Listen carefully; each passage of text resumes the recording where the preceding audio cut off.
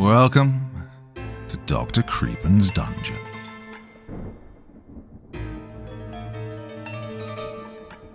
Weirdness frightens us because it disrupts our expectations of how the world is supposed to work. Our brains are wired to recognize familiar patterns, so when something appears just slightly wrong, a face that almost looks human, a place that feels subtly out of place, or behavior that defies logic, well, it creates an unsettling sense that reality itself cannot be trusted. Unlike obvious dangers, weirdness leaves us searching for answers that never quite come, allowing our imagination to fill the gaps with possibilities far more frightening than certainty. It's this uncertainty, where the ordinary and the impossible collide, that makes the strange linger in our minds long after the moment has passed, as we shall see in tonight's 2 feature-length stories. Now, as ever, before we begin, a word of caution. Tonight's tales may contain strong language as well as descriptions of violence and horrific imagery. If that sounds like your kind of thing, then let's begin. Spaceship Earth, Lost Episode, by Tyler. Lost media is a popular topic of interest, with often the most mundane of shows or commercials targeting any age group suddenly taking on an aura of mystery, or sometimes even the spectre of a curse. Online sleuths seek the reason that an episode went missing as much as they try and find the absent media itself. Taboo contents, film vault fires, on-set accidents, the death of a cast member, copyright and licensing issues, or a bad reception can all result in the disappearance of artistic content. Other times it's all from a simple mistake, such as a misplaced master file or an unplanned deletion of backups.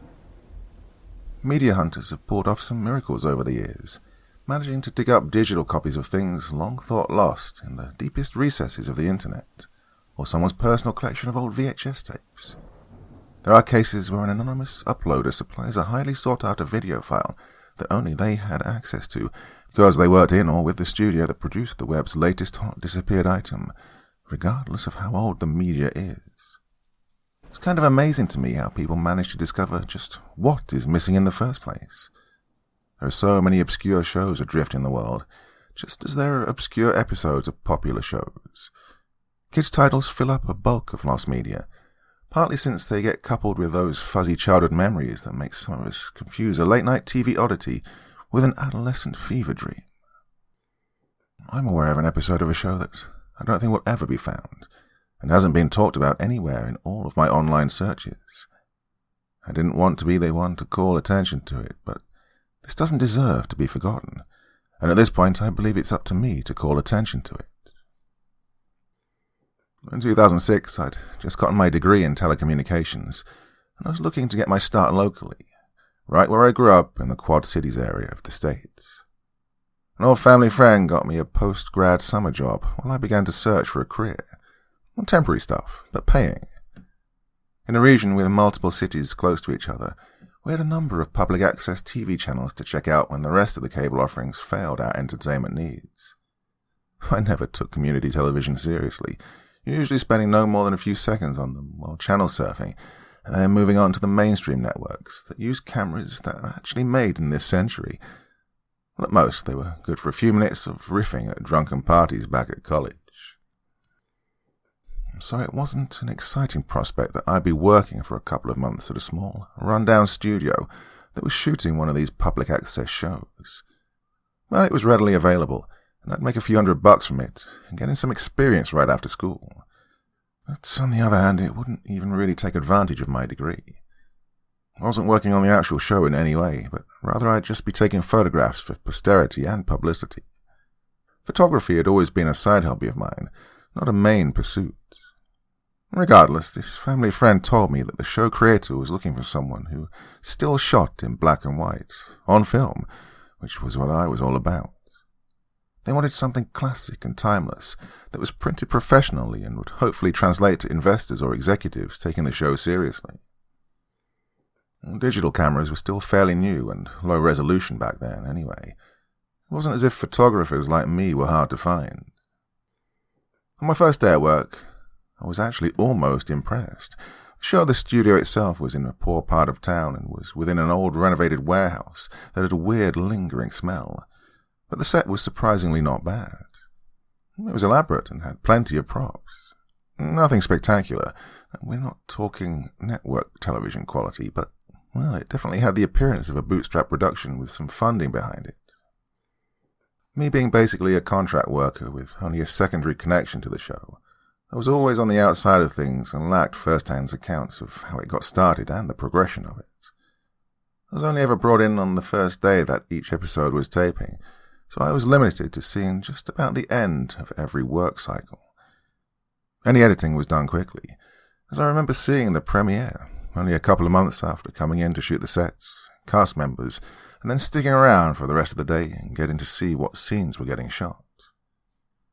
I didn't come back to see an episode's filming wrap, but since it was a speedy process, I'd see about a third or so of an entire episode filmed on each of my 3 visits.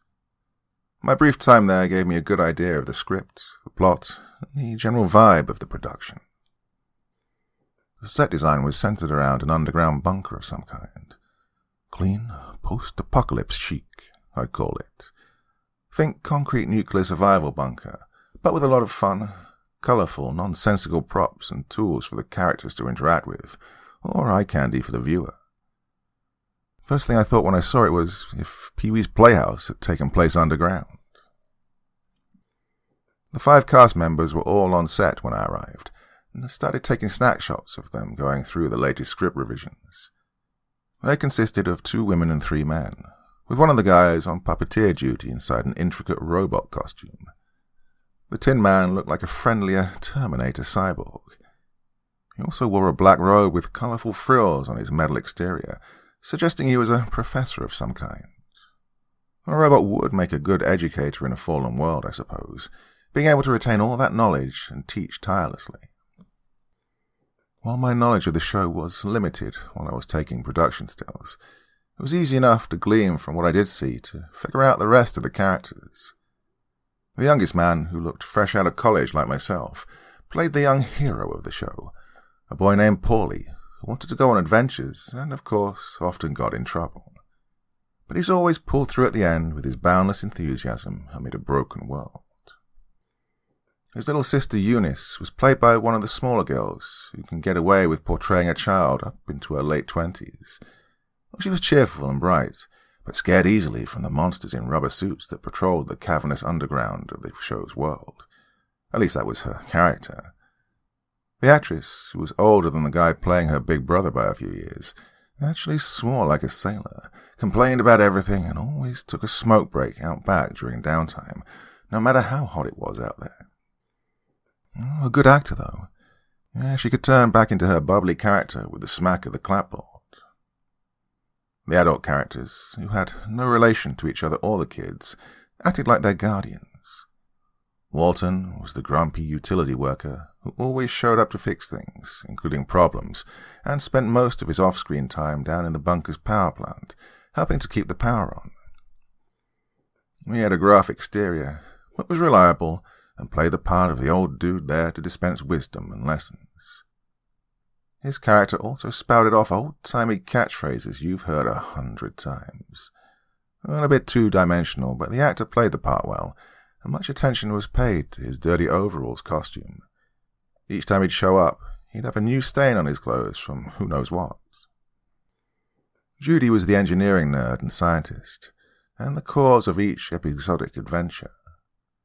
Of the 3 stories that made it to air, the stories always began with some discovery she'd made about the Great Underground, which was followed by a misunderstanding by the kids, who would then go off to try and prove that they were grown up. At the end of each story, they'd learn a lesson given out by the patient and understanding Judy, who would also manage to mix in a message about both responsibility and the scientific process. Roll credits. And in the next episode, it's as if the kids have learned nothing and make the same mistakes all over again by trying to do things without asking an adult for help. The lessons and messages were all over the place, but I'm sure they would have tightened up by a theoretical second season. Minor and background characters were played by members of the crew, put into an assortment of extra outfits that looked like they were stolen from one of the local community theatres. Given that only 6 people worked behind the camera, at least that I saw while I was there, I think the director and creator would have had to start inviting people off the street to expand the cast variety after a few episodes, or even hire more actors, because based off of the few interactions I had with him, the guy seemed pretty loaded. Yeah, Bernard Schmidt enjoyed fancy suits, nice shoes, cigars, and keeping his thinning grey hair styled. I'll be using his real name here because, screw him. I still have no idea where he came from or how he'd gotten his cash. He didn't strike me as old money, more like a poser trying hard to fit in by throwing his newfound cash at everything. He struck me as constantly nervous, like someone who'd be looking over his shoulder all the time if it weren't for the fact that he was working so closely with about a dozen people. A director is supposed to exude confidence over his project. If he looks worried, you're going to get bad results from everyone else. As the mostly ignored set photographer, I probably got a more candid look at Schmidt than anyone else. I couldn't be sure, and he did a good job at hiding the accent, but I came to believe, while working under him, that he was from somewhere in Eastern Europe. Not that I had a problem with him coming here to try and live out the American dream in fast forward, but it might have explained some of his eccentricities. He was a perfectionist on set, though always anxious. Yet I didn't see him get hostile or rude with his crew and cast. He lacked some common manners and courtesy, but didn't get angry with mistakes and let the actors try all the takes they needed. Still, by the end of this story, you'll hate him as much as I do. "All right, young lady," I remember him saying when we first met in person, shortly before the first scenes were shot. "I want you to get some really professional-looking photos today. When we have 100 episodes and get syndicated and there's a movie deal in the works, I want to show all of our fans how we started. We're selling a success story here. Understand?" Bernard was tenacious, trying to brute force his way into stardom, even while clearly not being very good with his money. His need to become famous with a beloved show reeked of desperation. In the end, he was either scared of the people out to get him, or had thrown away his morality and was ready to do anything to succeed. The sad thing is, he would have been laughed out of Hollywood as soon as he stepped foot there, if ever actually given the chance. My time at the studio was both brief and strange, giving me memories of unexplainable behavior from the creator and ominous vibes from the entire production, but also a few good moments with the colorful cast. I'm glad I got to meet them and learn about how they'd arrived at this show and where they plan to go next. All of them honestly had some talent and a shot at bigger projects. Trying to build up my connections to people that might be in the biz for a few years to come, I got all of their contact information. Doing so made writing this story and my own investigation possible much later on. Spaceship Earth debuted in October 2006, right as the mainstream shows were getting into their fall seasons. Since it was on public access, it was barely advertised, and it was hard just to get a solid answer on the schedule, with it being bumped around before airing for the first time. Then again, having no idea when to air a show may be par for the course with community-driven TV. I resorted to watching the right channel for hours after dinner, just to make sure I wouldn't miss the airing. And I set my VCR to record it, in case reruns never happened. I was really only curious to find out what the show was actually about. The scenes I saw being shot weren't heavy on exposition, and I hadn't gotten the chance to see the title screen when I did my small part for the production. If the first episode sucked, I didn't plan on watching the rest. The premise of Spaceship Earth tracks pretty close to its fairly unoriginal title, though it is oddly somewhat dark for the age group I assume it was targeting. Something happens to the sun's gravity, and the Earth is ejected from orbit. Fortunately for humanity, the change took time, and scientists realized what was happening early on, so preparations could be made. The 30-second-long opening titles, a fully hand-drawn flash animation that looked like it was made over the course of a weekend by college students, summed up the backstory pretty well. Earth was leaving the solar system and headed out into space, so people built a massive network of underground cities connected by train. Earth would eventually be captured by another star in a few thousand years, But until then, everyone would have to stay warm down below, where ancient monsters lurk. Well, the characters come around 100 years later, and now the surface was a dark wasteland with cities frozen in time. The sun was only a dim dot in a twilight sky, but still the brightest star. Well, I got a feeling for what the show was going for while working there, but seeing the first episode in full confirmed it for me. It was one of those rare shows that was for tweens and young teens that had a dark edge to it, while being semi-educational along the way. A method of reaching an audience going through the pains of adolescence who might have been too angsty for taking lessons or advice from cute-talking cartoon animals anymore, but could maybe still accept watching a fun cast trying to make the best of a cold and utilitarian world. Hell, I think I would have enjoyed it in my own early high school years.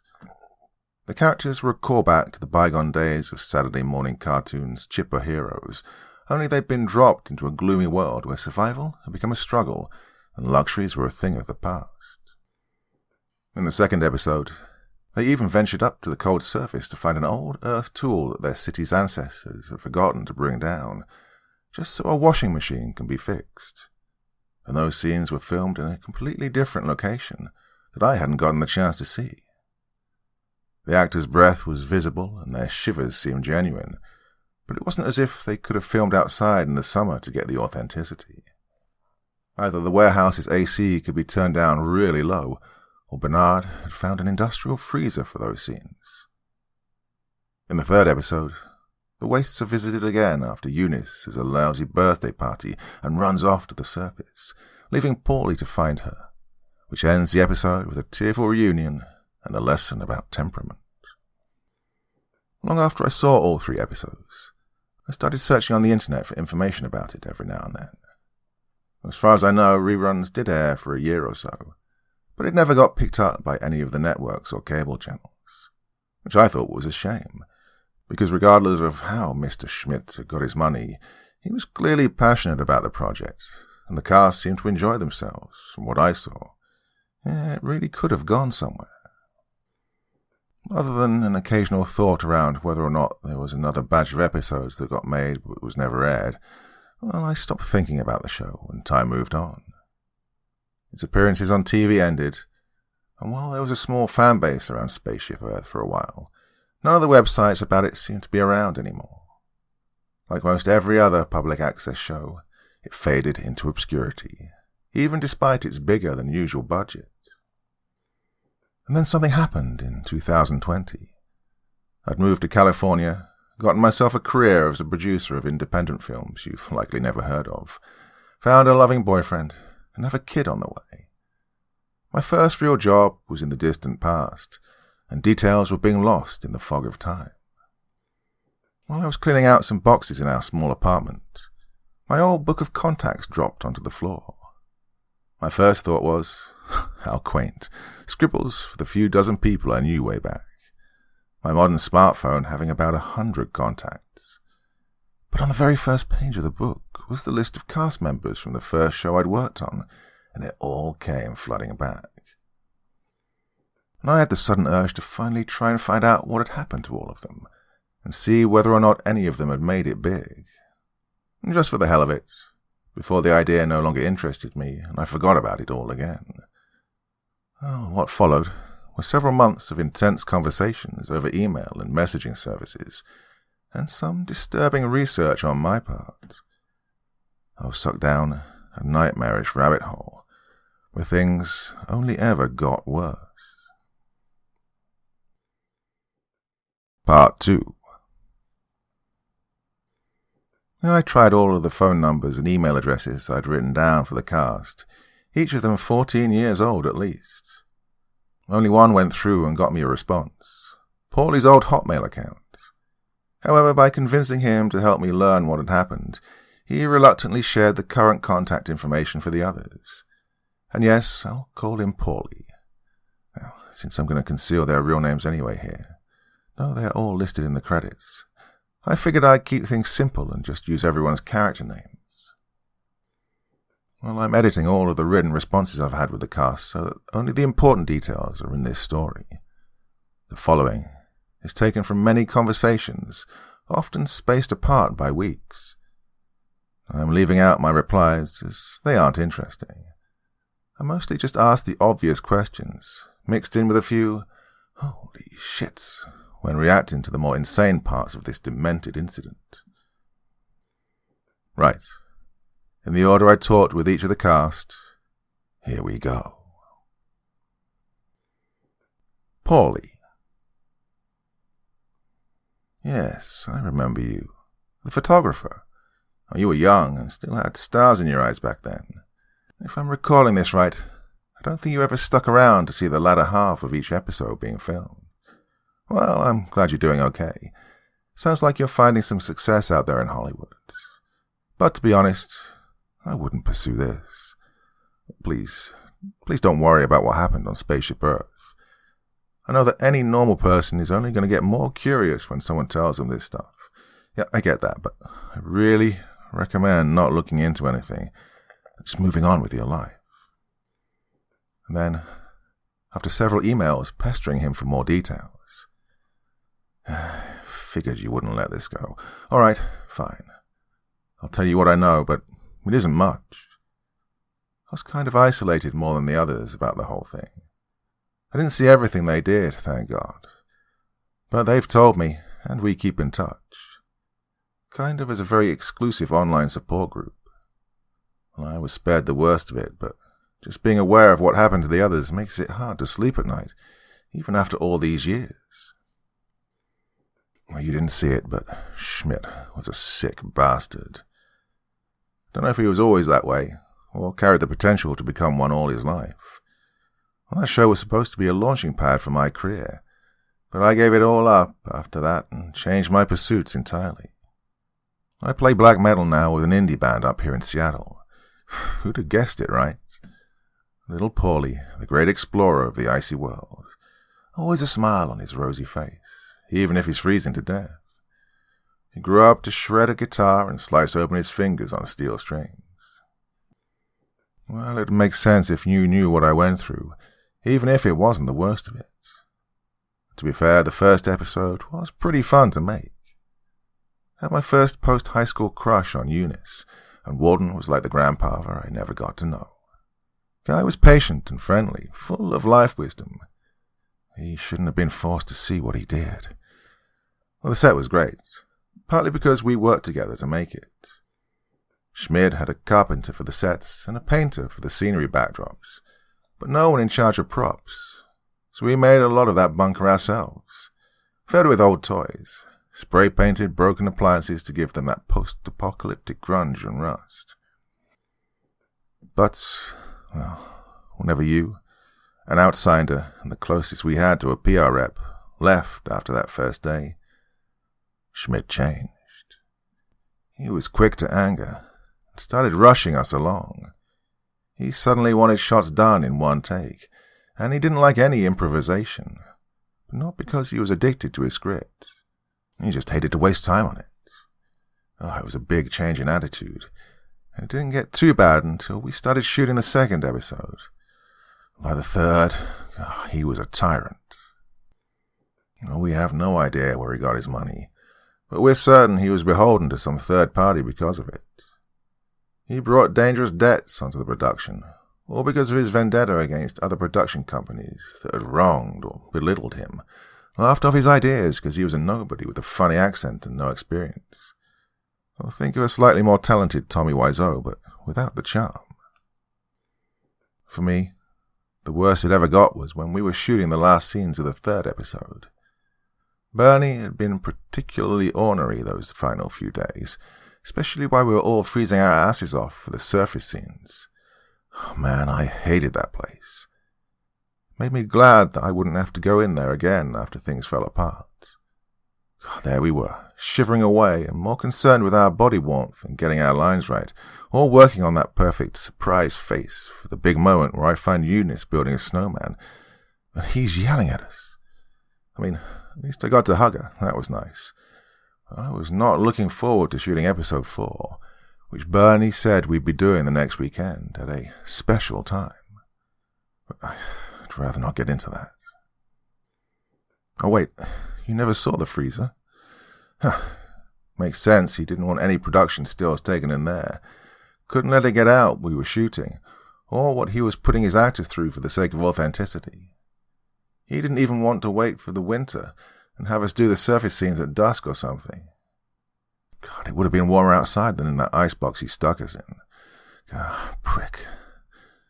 I take it you also don't know about the studio itself. You keep calling it a warehouse, but it was actually a meat-packing plant he somehow rented out. Well, that explains the stink in the air, and why there was a giant freezer, doesn't it? Yeah, just imagine the documentary that he wanted to put out eventually with your photos. Oh, here's the original cast in the early days of Spaceship Earth, which was shot in a slaughterhouse. Not the best publicity, is it? Or maybe it actually could have helped the show. Who knows? I mean, people are weird. Now, since you keep asking, I racked my brain and did my best to remember just what he was so pissed off about that last day of shooting. I know he'd recently found out that the show was given the 10 p.m. Wednesday night slot months from then, and he wasn't happy about that. Wasn't even grateful that the channel would be showing it at all. He went on about how no one would see it, but it could have been worse. We could have been on at 2 in the morning.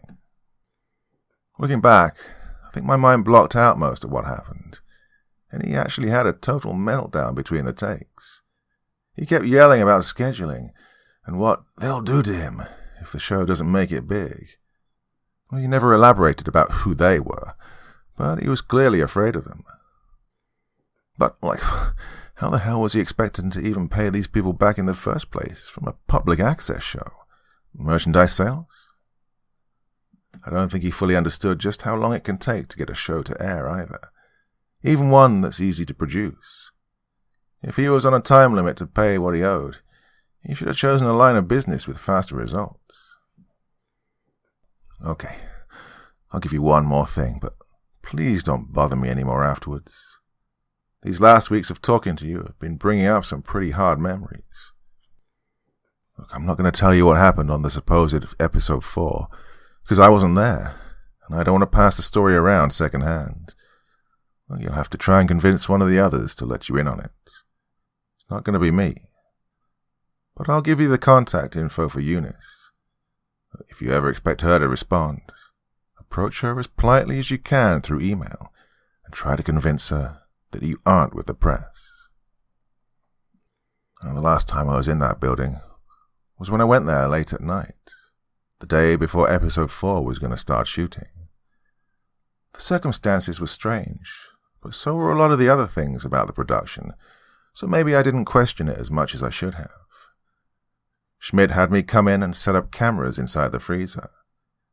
I asked why he couldn't just have the crew or cinematographer do it, and he, in so many words, told me that I knew the most about technology out of everyone in the cast, and the crew was actually getting paid more than us actors. Well, I thought he was just cutting corners. Either way, he'd already made me drive out there by myself, so I just did as he asked as quickly as I could. Well, it makes sense to me now, the real reason he had me do it. I wouldn't question it nearly as much as the crew. I was less likely to talk about the odd job and spread it around, which would start rumors, and back then I rationalized it by making myself think that he was just doing something to benefit the cast, after all the complaints we had about the freezer. The guy had me set up 3 digital cameras in that icebox, all fixed and shooting at different angles. They were hardwired and ran through to the next room over, directly into a laptop. Well, in my mind, it provided a different way to shoot the surface scenes. Have less of the crew in there, also freezing. Maybe us actors would feel less pressure on us to get the scene right in a hurry. Hell, I also thought that it would give us an excuse to not spend more than a few minutes in there at a time. We'd get the directions in normal temperatures, run in and do a few takes, then run back out again if we needed more direction. Quick in and out dips like that would have made shooting in the freezer not really a problem at all. God, I even pictured myself playing the hero on the next shoot, with Eunice and the others thanking me for making their work lives more bearable. Oh, stupid. I was a goddamn idiot, trying to think it all away, put my own spin on something I should have known was suspect. I'll never stop blaming myself for what happened, for not telling the others. And the worst part? I wasn't even there. I could have helped stop it, or at least just help in some other way. Well, as soon as I'm done, Schmidt pats me on my shoulder like we're about to have a father-son talk, and he says to me, "We don't need you for the Saturday shoot. You aren't in any scenes yet. Take it easy tomorrow. I'll call you when I need you." To this day, I'm not sure why I was spared. One of the others probably knows, but they won't tell me. Don't want to add to my guilt, I'm sure. Oh, now please, don't contact me again. I'm sure you want to write a story out of this and maybe try and find us some justice. But too much time has passed, and I doubt anyone will ever find that sick piece of shit again. And that was the last I heard from Paulie. I did try to contact him further later on, but he stopped responding. And while he provided me with many details that made me feel ill, and realized that my own life could have been in danger back then, I did have more questions, many more. I needed specifics, and the end of the story. I couldn't leave it with something bad happened in the freezer. I had to know. Well, Paulie did attach Eunice's contact information, though. She was even more reluctant to talk to me than he was, and once she did acknowledge my existence, she was as combative as one can be through digital mail. Several times I thought my research would end with her. She replied in short snippets spread across long waiting periods, so I don't have as much from her as I do the others. Still, I did get some more info from her, and a good idea of just how terrifying and life-altering the incident was for the cast. For the sake of this story, I'll tone down her language just a bit. Eunice.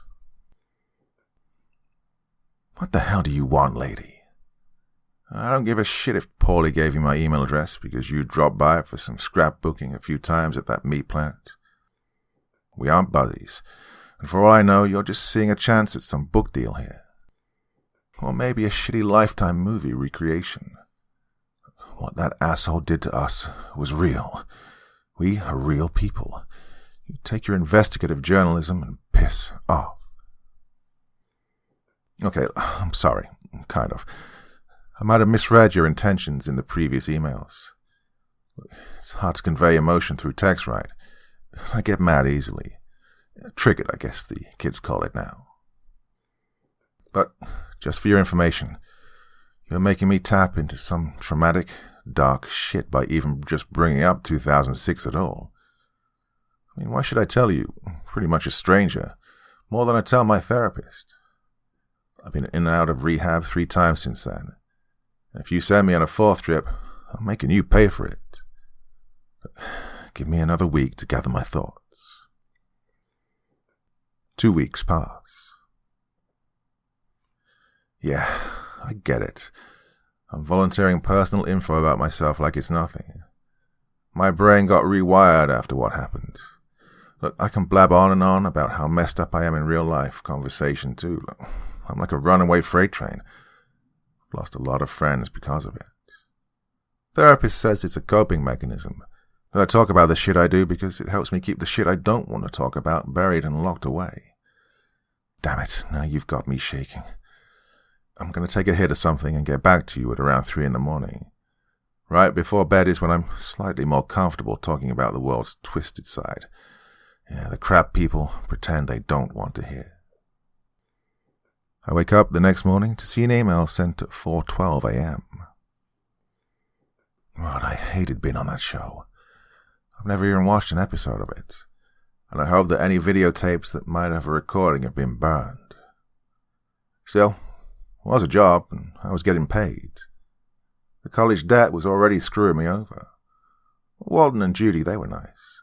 The robot guy, I forget his real name, he was a little weird. We only really ever saw him inside the robot suit with a digitized voice. We all joked that he must have been a method actor. It might have been true.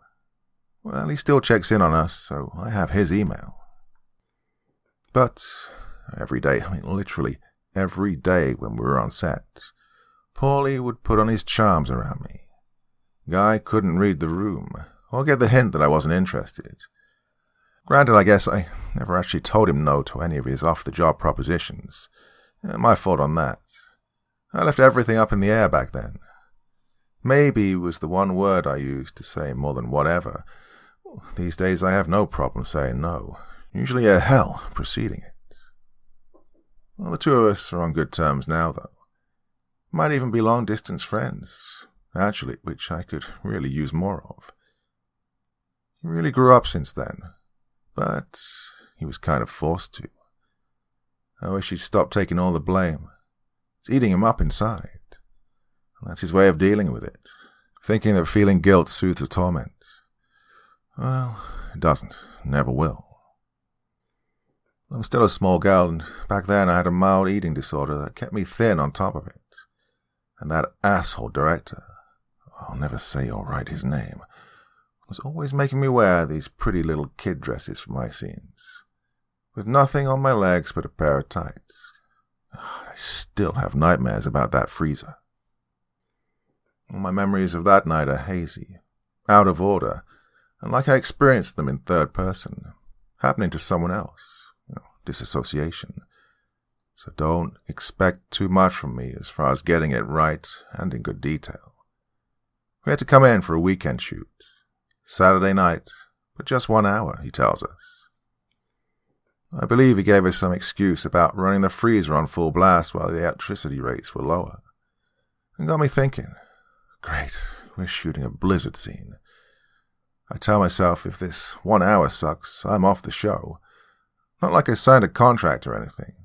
I could quit any time. It turned out much worse than any of us could have imagined.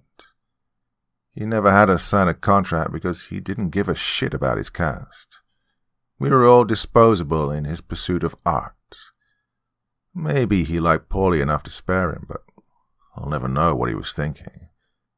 Not like I'd ever want to do any digging around in that prick's skull. God, I hope he's burning in hell wherever he is. Like I said, it's a blur to me. When I was in survival mode, my mind was shutting down to try and shield me from what was happening. I can't give you specifics. And even if I could, I don't think I'd be ready to relive that night and write it all down. With all the build-up I'm giving you, you probably think he was performing some evil ritual in that freezer, trying to summon a demon or some shit. But God, it's a lot simpler and more human than that. Look, we took turns being hurt. Badly. Don't remember the reason, if there was one, or how he picked who to hurt next. He'd brought in these two huge guys we hadn't seen before. I don't think they ever said a word. Even our boss seemed afraid of them. They were the two that did all of the hurting. He didn't want to get his hands bloody, who knows. Want to know what was really messed up, though? Two of our torturers wore the show's monster costumes the whole time.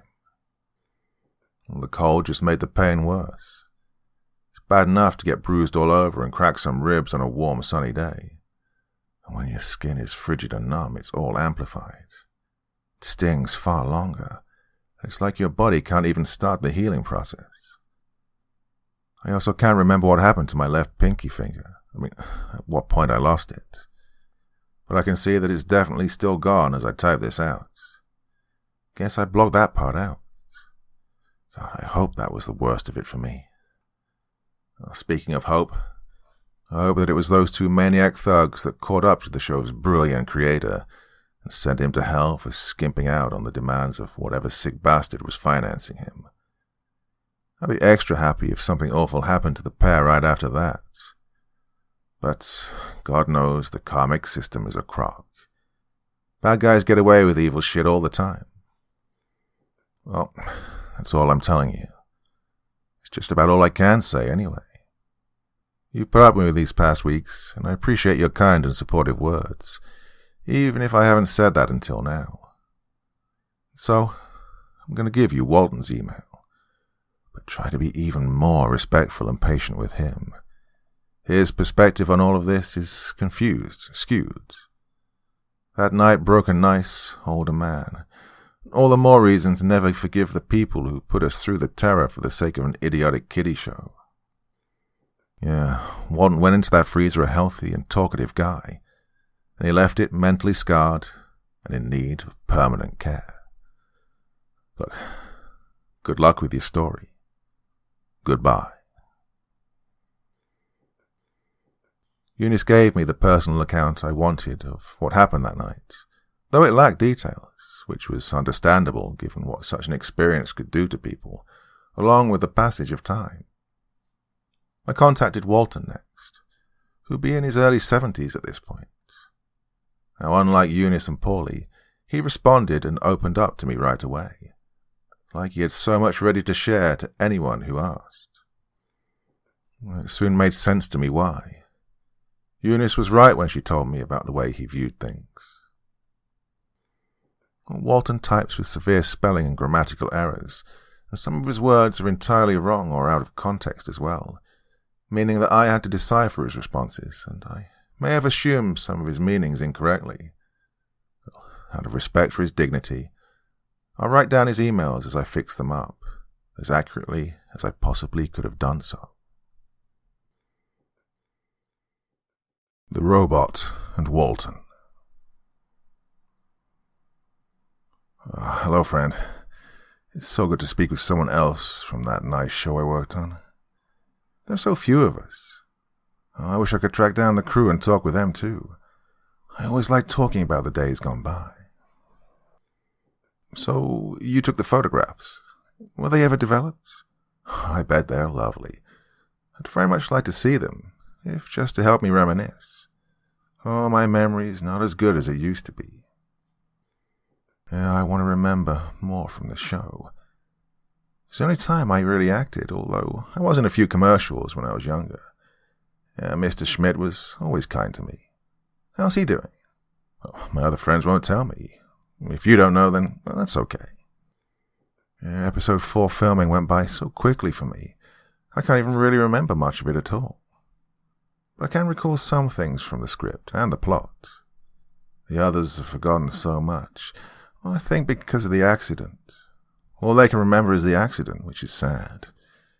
We worked together to make a nice story with a good twist at the end, but Judy had an accident and the show was cancelled. We didn't even get to finish that episode. Yeah, Paulie was missing somewhere on the surface, so we all got together to look for him. We made the surface scenes in a freezer, where it's very dark and cold. Paulie's sister ran away in the last episode on the surface, so our characters thought maybe he did the same thing. But there were monsters waiting for us. They were mean, and they terrified Judy and Eunice. The machine man was calm, since he never had any feelings anyway. Well, I tried to be brave for Judy and Eunice, but then the monsters started hurting me. Well, this wasn't in the script, so it was a big surprise, and I didn't know how to react. Judy and Eunice shouted at the monsters to stop hitting me, and I was okay with it, just as long as they didn't hurt the girls. They broke my bones, but the machine man used the tools attached to his arms to try and help me. I'm not sure why we were being hurt in a real way. Maybe our director was trying to make a scary scene where we felt true pain and terror. Before I could ask him when it would end, or how our characters were meant to react, Judy had the accident and fell down. Well, the floor was slippery in there. When Judy fell, the director panicked and ran off. I think the two monsters ran after him. I remember Eunice saying that we had to leave right away before they came back. Well, the machine man took Judy to the hospital in his car, and Eunice brought me to a different hospital where a doctor helped me get better. One of Eunice's fingers was missing, and I'm not sure why. But she drove her car anyway, and a nurse put a bandage on her hand. Well, we didn't do the show anymore after that. I don't think I got paid for the 4th episode either. God, all that pain, and the best acting I ever did. I never even got a check. It was a very strange experience, and I'm sorry if I got some of the facts wrong. I guess we all remember the show in different ways. Oh, you want to know some more about the robots? Well, since you saw the show, you must remember that he could attach all sorts of tools to his arms. It was a part of the costume, and the character used things like a wrench, drill, hammer, and a circular saw in the episodes we did make to solve problems and fix broken things. The costume's actual hands couldn't hold objects very well on their own, because they were so big and clunky. That's why we made it so that the tools could be attached to the arms. Well, I should know, I helped make the robot suit. I used to do metal welding, so I taught the costume designer a few things, and I'd say we made a very good costume that was a perfect fit for the puppeteer. I wish I could see it again. And that we made more episodes too, of course. I always wanted to see an action figure version made of it, if the show became a hit. Oh, sadly, it wasn't meant to be. God, I wonder where the costume is now. Well, I still have every episode on tape.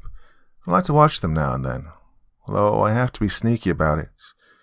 We're not supposed to use the VCR here ourselves. It's the last one we have, and the caretakers are worried we'll break it.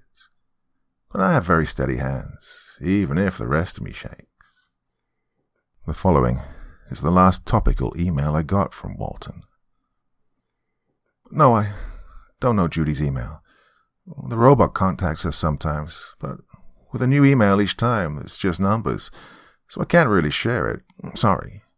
Hey, but thank you for your correspondence. It's nice to talk to someone about the old days. Let me know if you find the 4th episode. I'd like to see how it turned out. Part 3. My emails with Walden didn't stop entirely, like with Paulie and Eunice. While we didn't talk too much about the show, as he'd given me everything he could, I did feel sorry for him and wanted to give him someone to chat with. He had somehow held onto a sense of humor and warmth despite what he'd experienced. While his mind really must have blocked out or forgotten most of the terror of that night. Unfortunately, that also made him an unreliable source. Even so, he did make me turn my attention onto the robot character. It was true that the costume's arms could hold all sorts of attachments, any one of which could double as a torture instrument. I had to wonder if the actor and puppeteer was in on it in some way, or, at the very least, had no problem with some torture in a freezer. In the show, he's a knowledgeable machine, and a Swiss Army knife of equipment and ideas that can fix any situation, with a little help from his human friends. The character really was simply known as the Robot, and that's how the name appears in the credits. But with no IMDb page for the show, it isn't easy searching for any of the actors to see what else they might have been in. Googling the name of guy in the robot suit revealed no social media, but I did find some simple information from media and military sources. He was a discharged soldier from Iowa who'd served in Afghanistan, and he would have been around 35 when the show's production was going on. But without contact information for him or Judy, my search had nowhere else to go. He only ever reached out to the others when he wanted to, and apparently Judy had left the internet altogether, I assume for the sake of her mental health. My only hope of getting in touch with the puppeteer seemed to rely on one of the cast telling him about me in a response to one of his emails from a temporary address, and then he'd need to willingly reach out to me. It was a long shot, and I accepted that my investigation was probably over. Paulie wasn't there at all that night, and Eunice and Walden both suffered so much that they could no longer give me clear and consistent details. Months went by, and gradually my interest faded away again. I rewatched the show several times to try and pick up any hidden meanings or subtle visual clues. What kinds, I had no idea. Just anything that seemed off. Well, there wasn't anything, really. Other than its dark atmosphere and some serious themes, the series was fairly straightforward and didn't leave much to dissect. You could argue that I was trying to find out something that only happened around the show. It was vile, but had little or nothing to do with the production. For no rational reason, Schmidt basically sabotaged his own show. He owed money to someone, fine, but did he really think he'd get away with it? That his cast would come in on Monday to get back to shooting, missing fingers and toes, with broken bones and all? He'd have to start the entire production from scratch. If anyone from the cast was meant to survive, they would have told the crew, and then old Bernie would have to flee the country if he wanted a chance to try making his show again somewhere else. And unless he found a bank willing to give him a loan, he'd likely end up making a cycle of the whole thing. I don't know. It was around the 3-month mark of my investigation when I finally took a step back and got a good look at how ridiculous the whole thing was. Schmidt was either never right in his head, or he'd made an incredibly stupid deal with a scumbag who later took him by complete surprise by making him set up a torture night in a meat locker. I tried looking into who might have financed the whole thing, but got nowhere. The end credits don't list or thank anyone for signing the checks. While I did get information on the old meat plant where the show was shot fairly easily, it was another dead end. There's nothing dubious about the company that once owned the building, which has long since been demolished. There was a full production with people I could talk to about it, and yet due to the nature of its obscurity and obfuscated traumatic memories, I had nothing but a few fuzzy first-hand accounts of that night. It was frustrating, to say the least. The answers always felt just out of reach. Then, in the middle of 2021, right around the time I was getting ready to give up and move on with my life, the actor and puppeteer who played the robot suddenly emailed me out of the blue. We only responded to one another a few times, but he provided the greatest detail yet of what happened, because his memory was unclouded. Well, I think I'd be better off had I not known of this perspective and version of the truth. But I feel obligated to include his take. The robot. Yeah, hello, is this the photographer? Respond within 3 days or you'll miss your chance. The others have told me you wanted to talk. Well, I can't say for certain when I'll be in touch again. I seldom check on them anymore. I send a reply within the first 5 minutes. Okay, I assure you I haven't been ignoring you or trying to hide. I simply wasn't aware of your investigation into all of this. Maybe you can shed some light on it, maybe not. The rest of us have been over everything more than enough. It's now a tired story to us, and I feel guilty making them revisit it many times, trying to wring out the last tiny droplets of detail from a dirty sponge. I don't think there's anything left to learn at this point. I've never been able to find the person or people truly responsible for that night, and I know a bit about looking into things myself. And this is coming from the guy who emotionally and mentally survived the most from what happened, if you couldn't tell already. Well, you've already talked to the others, so there's a good chance you suspect me of being more involved than they were. I get that. I was always in a robot suit and spoke with no emotion, so of course I'm going to be seen as less than human or unfeeling by them, even if just unconsciously. But we've had many chats, and they trust me to some degree, despite not even knowing my face as far as I can recall. I always came in before them and left after, because it took half an hour just to get in or out of that elaborate costume, and I think old Bernie liked it that way. The cast never got to know me, so their acting reflected that. To them I was basically an automaton that they had little need to show any attachment towards. There was always a person in that metal. Yes, I did serve in the Middle East, but not for long. I did things there that I'm not proud of, which I still hate about myself. My discharge from service was neither honorable or unjust. Without the benefits and coming home as a broken man, I was desperate for money and some sense of purpose again. I never expected where that chance would come from. Out of the blue one day, Mr. Schmidt calls me and asks if I want to be in a public access show that had great promise.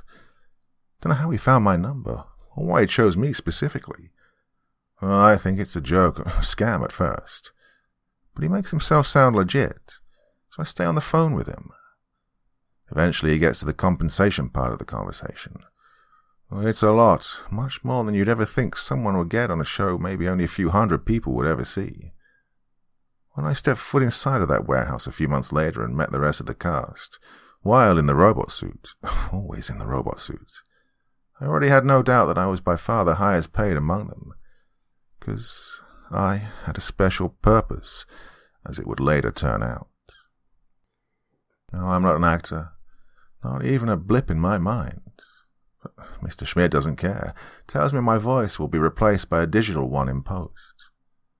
Never worn a complicated costume before either. Doesn't matter, he goes on. He needed someone used to hauling around heavy gear all day, feeling okay being confined in body armor while lugging around material. The robot suit would be a natural fit for me, he says. Then he adds what is most important, that I don't frighten easily, that I knew how to hurt people. A red flag right there. I'm thinking he's trying to get me to do some sadomasochistic crap on a porno he's making on the side while he has this warehouse rented out. No, don't misunderstand, I remember him telling me. I just have this idea for an episode later on where you malfunction and become a bad robot for a bit. I want you to be able to strike genuine fear into other characters. And I also have defense routines so I can protect the others, so I'd be beating up people in rubber monster suits on occasion as well. He doesn't want me flinching or hesitating in those moments, because he wants the fight scenes to look genuine. A real perfectionist, this guy, trying to show the world his grand vision. But I couldn't argue with the pay, so I agree and sign on. First couple episodes go great. It's a new experience for me, and I enjoy playing a character where I just have to move around in some bulky metal and don't need to worry about my wooden delivery if everything was going to be dubbed over anyway. It doesn't even give me directions most of the time. I just recite my dialogue, move where I'm supposed to, and use the power tools that attach to the suit when necessary. Back then, I thought I simply didn't need much direction, and all these years later, I get why. I either intimidated him or he didn't want to provoke me and get on my bad side before what was coming. Well, you already know the rest, so I'll skip ahead to that night. I have to change into the suit myself, since none of the crew is there and I don't have my usual helper around. But Mr. Schmidt doesn't look agitated with me when I finally join the others in the freezer, despite causing a delay. I notice that Paulie isn't there, and Eunice, Judy, and Walton all have these looks, like they know everything about this shoot is wrong, yet aren't ready to run off into the night and save themselves just yet. They probably didn't believe that whatever they thought was about to happen actually would, that night was real. Bernie doesn't say a word until these two giant guys wearing the show's monster suits come in. God, they barely fit, and their muscles are clearly breaking the seams. But, you know what? I feel safe in my robot getup. At first, it's just an absurd situation to me. Well, I guess you had to be there. The short of it is, Bernie gives the directions while his two goons stand idly by, looking threatening. I'm to follow instructions exactly, he says. I notice he has an earpiece. He's listening to someone, but I never found out who. The orders are simple and clear. I'll inflict pain on the others. If I refuse, I'll be punished, and the monster man will do the deeds instead. He knows I got the power tools, so he adds that if I try to run or be a hero, he'll detonate a remote explosive located somewhere in my suit. And the guy had lost his mind. And to this day, I don't even know if he was telling the truth. I was too much of a coward to fight back or look for a stick of C4 or whatever he supposedly hid in an outfit that I had no way of getting out of easily. The chances are he was lying, but, well, I believed him. Well, the bad shit goes on for just 20 minutes, but it feels longer. I'm not going to get heavily into specifics. I remember it all, but it's my choice not to tell you exactly what happened. I mean, I hope you're not the kind of person that has to know everything that goes inside a damn torture dungeon. There's yelling, crying, cursing, a heavy mix of emotion. The cast is also comforting and trying to help one another. I refuse a few times and watch the monsters hit them even harder than I would, and the old bolt cutters one of them is armed with are slow and painful. And so, I end up forcing myself to do things as much as I can, just because I know I can throw my punches a little. As bad as it is for me to hurt the girls, it's even worse doing it to Walton. The guy was always so nice. He had no idea what was happening. Minute by minute I see his humanity drain away until he completely shuts down. It's after and sorry for typing this out, take off one of his toes, that the orders to hurt him further suddenly stop. Judy becomes the sole victim after that. I've got no idea why Schmidt is directing all this wrath towards her. The bastard just stands there throughout it all, chewing something nervously, bouncing a leg up and down between shouting new orders every minute or so. Then it all makes sense to me. Like my subconscious had been putting the pieces together while I'm doing all this reprehensible shit to people I come to consider friends. On my way to the freezer, I'd seen a laptop set up on a table near its door, with wires connected that disappeared into a hole in the wall. Didn't think much of it at the time, but when I glanced at it earlier, I saw some website with a dark background and a box of scrolling text. I'm positive it was a chat room. So, figured it out yet? Well, I'm 99% sure that Schmidt's financiers made him pay back his debts by setting up a red room. It explained the seemingly random methods used against the cast, and how they were chosen. Sick fucks from all over the world are throwing money at their screens to see pain. Highest bidder gets their request pushed through. Once they've sampled the menu, they decide to gang up on Judy. Want to make her the star of the show. I wonder about two things the most. How much money could have come in by the end of the night, and how far it could have gone. Well, I don't think I'll ever find the answers. It all ended early, as quickly as it began. When Judy fainted and collapsed to the floor, Eunice and Walton tried to help her, and the monsters rushed over to pull them off, not caring at all about Judy's health. Well, that was when Schmidt must have panicked and saw his chance.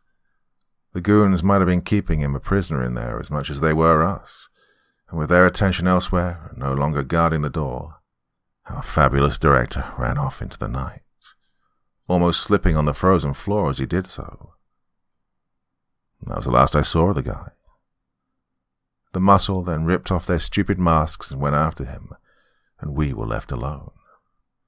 We also wasted no time in escaping. I know what serious bodily distress looks like. Yeah, saw plenty myself while serving. I still keep this from the others, but Judy had actually gone into cardiac arrest. She just couldn't take it, the whole night. They scared her into a heart attack, and I think Schmidt saw it too and bugged out when he realized where this was going. Of course, he was probably only worried about himself, getting caught and going away for a long time. Couldn't make a TV show from a cell. Well, I had to get her to my car and to the hospital, and save myself as well. So forgive me for not grabbing the laptop when I had the chance. I'd forgotten about it in the moment, and it would have been hard to carry with me even if I hadn't. Yeah, leaving it behind is another regret. But I tried to tell myself that there was nothing on it that would have helped us to get people to prison, or simply reveal why this was happening to us. And I could be right. Maybe it was just a burner machine, there to stream a video and nothing else. Damn, I hope I'm right. And so, despite my best efforts, Judy didn't make it. Her heart just couldn't take it. And thinking back, I might have seen her take pills in our breaks before, so she may have been on medication for a pre-existing condition. Not like the doctors would have told me, or that it even matters. The fact is, they scared her to death. She'd still be here if not for what that piece of shit put us through. And the others still don't know. I could never bring myself to tell them. When I email them, I lie, say I'm still in contact with Judy, that she says hi and is getting better. Not sure why I'm telling you. Maybe I can't bring myself to lie to one more person. But please, don't tell them. I know it's wrong, but if they find out, it'll just make everything even worse for them. After everything I've seen, I can handle it without breaking. I'm not so sure about Walton or Eunice. I wish I could get justice for Judy, but I doubt we'll ever hear from or about Schmidt ever again. haven't even been able to track down the crew from the show. For all I know, one or more of them may have been in on it too. Oh, and, one more thing. I haven't trusted Paulie since he told me about the cameras, a few months after it went down. I never really liked him to begin with, honestly. Eunice gets along with him and disagrees with me when I tell her I find it just too suspicious that he wasn't there that night. He could have been running the stream from the safety of his bedroom, and he has yet to really convince me otherwise. Eunice just tells me to chill about it. She says that a young white guy wasn't the preferred demographic of the people watching. On the other hand, plenty of market for two girls and an old kind dude, right? But it's whatever. Not like I'll ever find the truth or be able to do anything about it. I can tell the others don't fully trust me and never will. I was the black sheep of the cast and was forced to brutalize them, so I get it. Though if they think I left that freezer without any scars, untouched by Schmidt, they are wrong. I probably got it the worst, having to do what I did. Well, second after Judy. Schmidt was wrong too, about his reasons for hiring me. You never get used to hurting people. Oh, if only we could find the producer who gave Schmidt the money and means in the first place. In all likelihood, they were also the ones that hired us based off of the audition tapes we all sent in, since our director didn't really compliment anyone's acting, and I never got the impression that he was the one who chose us. Well, follow the money trail, right? If only it were at all possible. The whole production was shady, done under the radar, didn't even use contracts. But I have no plans to contact the others, or you again. I could change my mind in a few years, but for now I think I'll disappear for a while. Well, they still think that's what Judy did, so I'm sure they'll understand. Well, with any luck, you'll get something out of your look into this darkness. Part 4. Following the robot's responses, I took a long break from everything. When I tried to get back to the search for any information at all, I quickly gave up. I don't want to go any further. I feel both drained and like I've already done enough. I'll soon have a baby that will take up my focus as well. And that's why I'm posting my findings on this lost media message board. I'm not sure where else to ask for a call to action.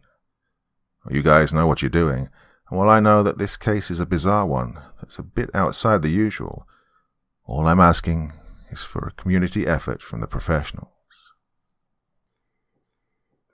All of the proceeding was posted in late 2021. Oh, a real bastard. In the end, making all of this public may have been a mistake. I was hopeful at first and got some new perspective from the dozen or so members that reached out into the world for clues about the production or the whereabouts of the crew and the director. While some among the crew were actually found and contacted, they had little to add, and none of them had any knowledge of that night before or after. We just got the same opinions about Schmidt from them, that he was strange or a creep, and they also all had the thought back then about where he got his money. There was something else that caught fire in the thread I started, though, and it led me to have doubts about all 4 of the cast members that I'd talked with. As Eunice had said in an email, emotion is hard to convey through text, and with no eyes to look into, so is intention and truth. None of the 4 had airtight alibis, and reasons were brought up on why any of them could be the mastermind. I mean, even Walton became a suspect to us. The least likely, sure, but that would have been the point. He could have faked his condition to make himself seem innocent. And searches have been done to try and find out what care facility he might be staying in, with no results. Granted, that isn't easy information to get hold of, but there's almost nothing at all about the guy online. You'd think Eunice would be spared too, but her intensity came off as a little forced, maybe even completely fake to those helping in the search.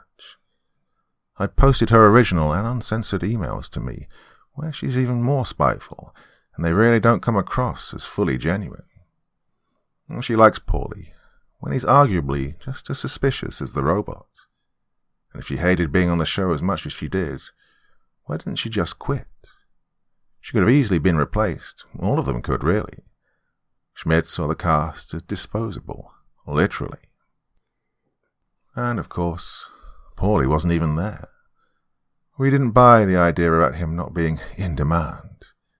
If some psychos wanted to pay to see the cast being tortured, he and his happy-go-lucky attitude would have been on the list.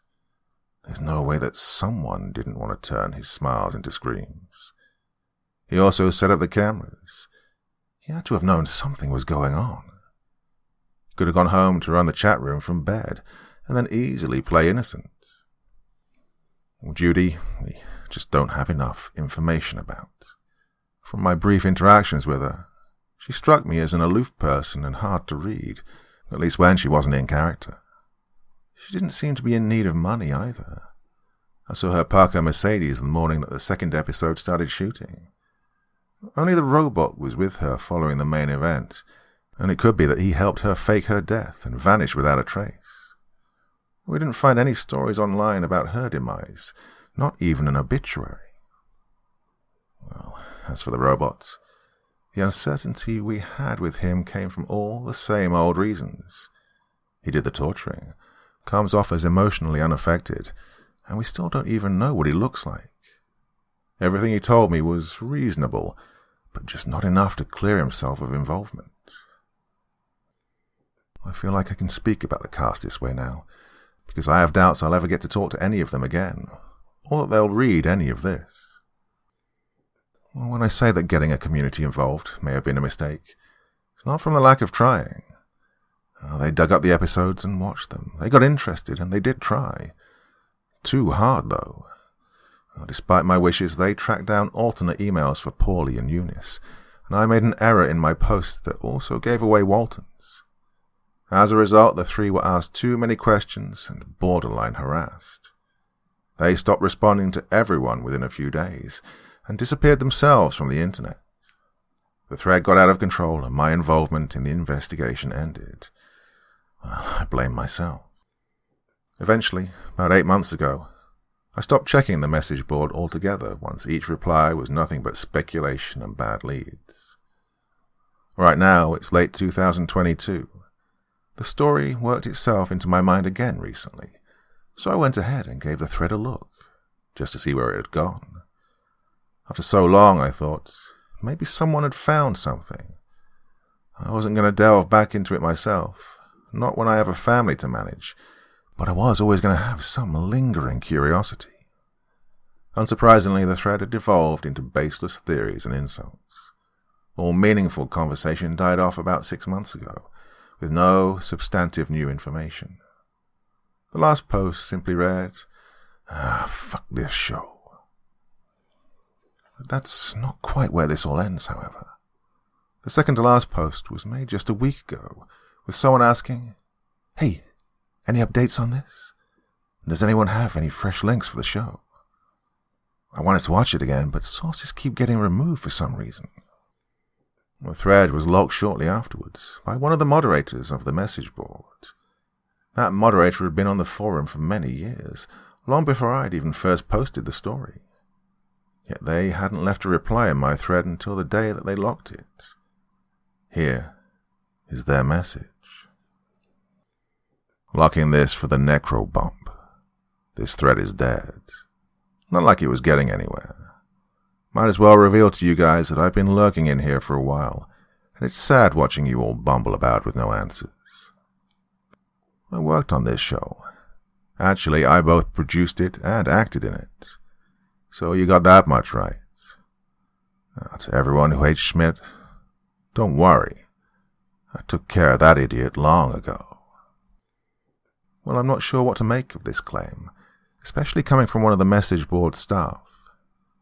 I contacted an admin, but never even got a response. Maybe they're investigating, but keeping quiet about it.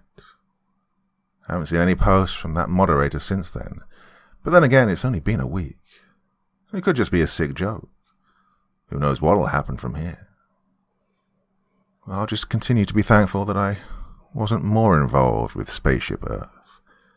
But it was one hell of a first job.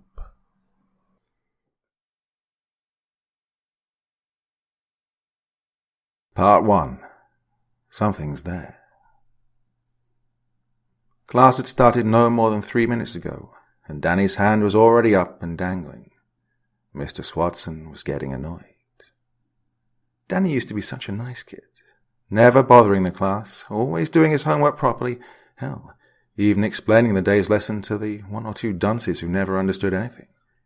He would always praise the boy for his good behaviour and hunger for knowledge. However, Mr. Swatson has been holding back on the praises lately, and that is because Danny's raised hand during class stopped being for participation purposes. "Mr. Swatson, may I please go to the toilet?" What was Mr. Swatson supposed to say?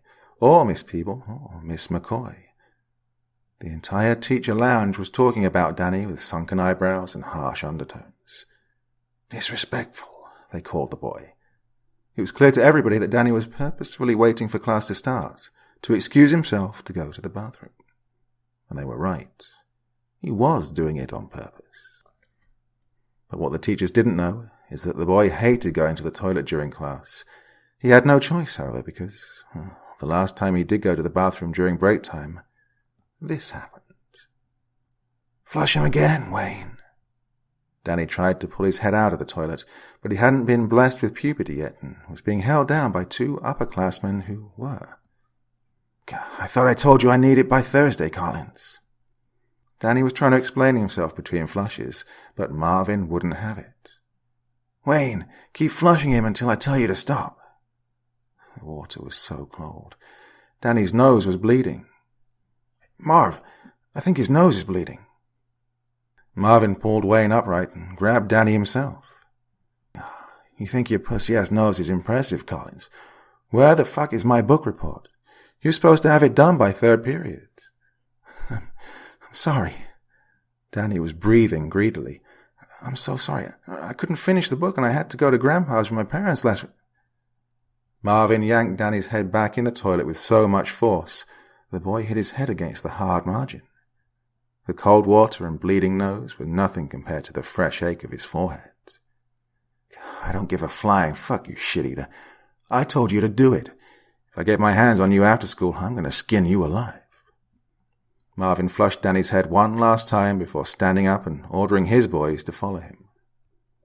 Everybody was scared of Marvin. Wherever he would go, he would always have his oversized bright orange jacket with a blue zipper on and an entourage of 3 faithful followers. His jacket was his trademark. People didn't even have to look in his direction to see him approaching from the corner of their eyes. That's what Marvin loved about that jacket. Not because it was expensive and not because it made his shoulders look wider than they actually were. It's because, wherever he went, it was announcing his presence from afar. Mike and Wayne were Marvin's muscles, while pretty boy Jimmy was his eyes and ears. They weren't always together, but when they were, it was bad news. Danny had a couple of friends, but they were too afraid to stand up for him, or even be seen talking to him. It would have been pure suicide, now that Danny was King Marvin's new target. Feeling like he'd received enough beating for one day, Danny emptied his locker and went home. No teacher saw him leave, but he still had a good rep amongst the school staff, so people just assumed he'd felt sick or something. Oh, he felt sick all right. It was late fall and the cold air against his facial wounds was killing him. His forehead had a swollen horizontal bruise, and even though he wiped his nose with the sleeve of his hoodie, he only managed to wipe off the dry blood above his lip. His chin, neck and shirt could still give the nosebleed away. Danny didn't want to cry, but the shame he felt wouldn't let him off the hook that easily. Sunken into thoughts, he didn't notice that he'd already reached the wooden bridge. As upset as he was, the creepy house on Boona Street wasn't creeping him out today. Usually he'd speed up the pace as soon as he'd reached the lake. Well, every girl and boy was afraid of the creepy house on Boona Street and the still, dark lake across from it. It was an immense property. The house had 3 stories and looked old and unkempt, not to mention the roses that would grow wild and spiky all around it in untamable patterns. It was a shortcut only meant for joggers or students, because even though the bridge itself and the pathway following the bridge were wide enough for cars to pass through, The wild roses were reaching their limbs outside the fence of the creepy house, far enough to cover over half of the pathway. Ouch! Danny acknowledged the spiked rose that scratched his cheek. He was halfway through the pathway when he stopped and turned with angry eyes. The rose that scratched him was abnormally long, but beautiful and, contrary to Marvin, it was a bully he could hurt back. Danny grabbed the pretty flower in his hand, and just as he wanted to twist and rip, the tears started pouring with such fervor, even Marvin and his followers would have felt a little sorry. Danny let the rose go. Just one petal fell off it, and, out of reflex, he bent over to pick it up and see if he could attach it to the rest of the rosebud. The boy knew it was pointless, but in his childish mind, he could at least try. That's when it struck him like lightning. Someone's watching me. He looked up at the house, and his blood froze in his veins. She was young as him, or maybe a little younger, and, as irony would have it, she had long black hair and was wearing a white, hooded dress, or robe. Danny couldn't tell, and he didn't stick around to unravel the details. She was the embodiment of every ghost-themed horror movie. Danny ran like a bat out of hell, and by the time he got home, Marvin's bullying from before was just a little less bad than seeing a ghost. Part 2. And it's moving. Mom and Dad asked questions, but Danny, he fell. He swore. No, of course school was going great, and of course he was fine and getting along with everybody. No, he didn't know why Mr. Swatson would call him to ask why Danny was acting so strangely lately. Dad, is there another shortcut to school except the one by the lake? No, but you can take Fork Street and then turn left on Maples. Oh, that was the long way to school. Danny would have preferred the long way to school 100 times over the shortcut, if it meant avoiding the creepy house with its mean plants, but taking Maples was just as bad, or probably worse. Marvin lived on that street. Yeah, I know. Never mind. Oh, I lived in this town my whole life and only took that shortcut once. I can still remember it. Yeah, I was in 3rd grade and was late for math. Ooh, crept the hell out of me. We used to call that house Manson Manor back in the day. His dad shuddered and laughed in an attempt at hiding it. Yeah, I admire you, Danny. You're way braver than your old man was. But Danny sunk his head in shame. If his dad only knew the reason why he was taking the shortcut, he would laugh in his damaged face. You can see those damn roses from Joss and Christine's baby room. Their house is 3 streets away from Bruner's, for Pete's sake. Danny's mom interfered. Does anyone still live there? Beats me. Last I heard, the old lady that owned the place died and left it to her daughter and granddaughter. And this was 15 years ago, mind you. Just be careful around there, okay, honey? Sure, Mom. But it was not an old, weird-looking house that Danny was supposed to be careful around. He began seeing Marvin's face during class in the window of his classroom door. The bully was looking for him. Lucky for Danny, Tom Whisk, the boy sitting in front of him, was very tall, so Danny could hide behind him every time Marvin's angry eyes were seeking their new favorite victim. He felt like a bird in a cage, trying to hide from the hungry cat. Problem is, this cat was a snake.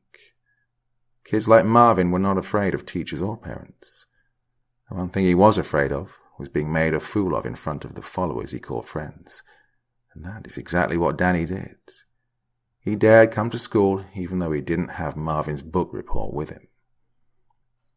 And unless he'll manage to convince his parents to be transferred to another school, his ass was bacon by the end of the year. Danny would always wait 15 minutes after school was over to go home. And if that wasn't enough of a precautionary measure, he would also take the scary shortcut to avoid Marvin's street. After the day with the toilet incident, he made it a rule to never look up at the creepy house again. The last thing he needed was to freak himself out bad enough to start taking the long way home, passing by Marvin's house. he'd be willingly throwing himself into the lion's open mouth, or the snake's, as it had already been established. Ghosts were scary, but Danny doubted their punches were as painful as Marvin's were. Even so, it was 2 weeks after seeing the girl in the window when he stopped dead in his tracks by the bridge and reconsidered the scary versus painful scale in his mind. There was something moving at the other end of the bridge, in the left corner. A small, crouched figure with black hair was trying to pull something out of the water. Danny froze. He thought about turning back and taking the long way around, but he was simply too close to home to chicken out. Regardless, he couldn't move. The figure's head turned to look in his direction, and Danny flinched as he recognized the little girl in the white dress he'd seen that one time in the creepy house's window. She fixated her eyes on him, and Danny knew that whatever was about to happen, turning back was not an option. He carefully advanced on the bridge, making it his day's purpose not to look the little girl in the face. The little girl took no mind of him and turned her head back to whatever she was doing in the water. The wood was creaking under Danny's steps, and, given the circumstances, he couldn't decide if he should walk slower or faster. His determination faltered, and Danny threw the little girl the briefest glance. Reflexes work that way. She was looking straight at him, still crouched above the water. The corners of her lips lifted upwards. "Hello." Danny sprinted. As soon as he got home, he locked all the doors leading up to his room. That night, he dreamt of demons wanting to eat his soul, and even though the demons were all black-haired little girls, they wore oversized orange jackets with blue zippers. Part 3. It's Alive. Next day, Danny took a brave and very mature decision regarding his way home from school. He decided to take the long way round, passing by Marvin's house. How bad could it be? He didn't see much of Marvin that day at school anyway. And so, after the daily wait of 15 minutes after school was over, Danny marched forward. He walked and walked and walked and walked right by the crossing which led to the bridge, turning daringly on Maples, Marvin Street. Danny smirked. Wouldn't you know it? No danger in sight. "That was awesome, Benny. Keep it up." A boy in an oversized orange jacket barged out of a liquor store 10 feet in front of Danny. He pulled along another boy, a blonde kid in a punk rock excuse of an outfit, and kept walking forward with his arm around the other's neck. Marvin and Jimmy. They didn't see him, but Danny wasn't risking anything. He turned around, sweating and praying that the boys don't notice him, and they didn't. To his sweet relief, their voices, loud and obnoxious, could be heard further and further as he reached the crossing a second time. Knowing he had no other choice, Danny advanced towards the bridge, acknowledging the tiny figure bent over the water. She turned her head towards him, and then back to the water. He didn't speed up his pace this time. Now that he took a better look at her, there was no way this little girl was a ghost. There was no white robe in sight, just a red and yellow striped shirt under a black velvet overall. She was indeed pale, but there was a very human bruise on her left knee, and her hair was not black, but dark brown. Unlike the other day, she had no intention of saying hi. Instead, she kept poking with a stick around the water, raising it to her face for inspection ever so often. Sensing a fellow human, Danny paid better attention to what she was doing. The little girl was fishing for tadpoles with a butterfly net, and as soon as he saw her grabbing one of them, with its tail squirming between her thumb and index finger, Danny came to a halt and found his angry voice. "Hey, stop that, you bully." The girl looked at him wide-eyed, her eyes like 2 chocolate marbles. "Why?" "Because you're hurting them." She inhaled sharply and threw the tadpole back into the water, shocked of what she'd just found out. My God, I'm so sorry. I'm so sorry. I didn't know. She sunk the purposeful end of her butterfly net back into the water and let the other tadpole swim away. I'm so sorry. I didn't know. Danny found her reaction kind of funny, but he was also sorry for accusing her like that. She did seem genuinely distressed. That's okay. Only a few of them survived to become frogs anyway. The girl looked at him with questioning eyes. They become frogs? Yeah. Oh. Danny remembered to keep on walking. You almost hurt a rose too, you know. He looked at her, not sure he knew what she meant. I saw she hurt you, so I called her back in the garden. Violence doesn't work with them. You need to ask nicely. Danny was at a loss for words. Okay. A sudden smile shone all over her face. You learned something from me today, and I learned something from you. Mom said friendship is bringing out the best in another person and letting that person bring out the best in you. Can we be friends? Danny chuckled, and the little girl looked very hurt.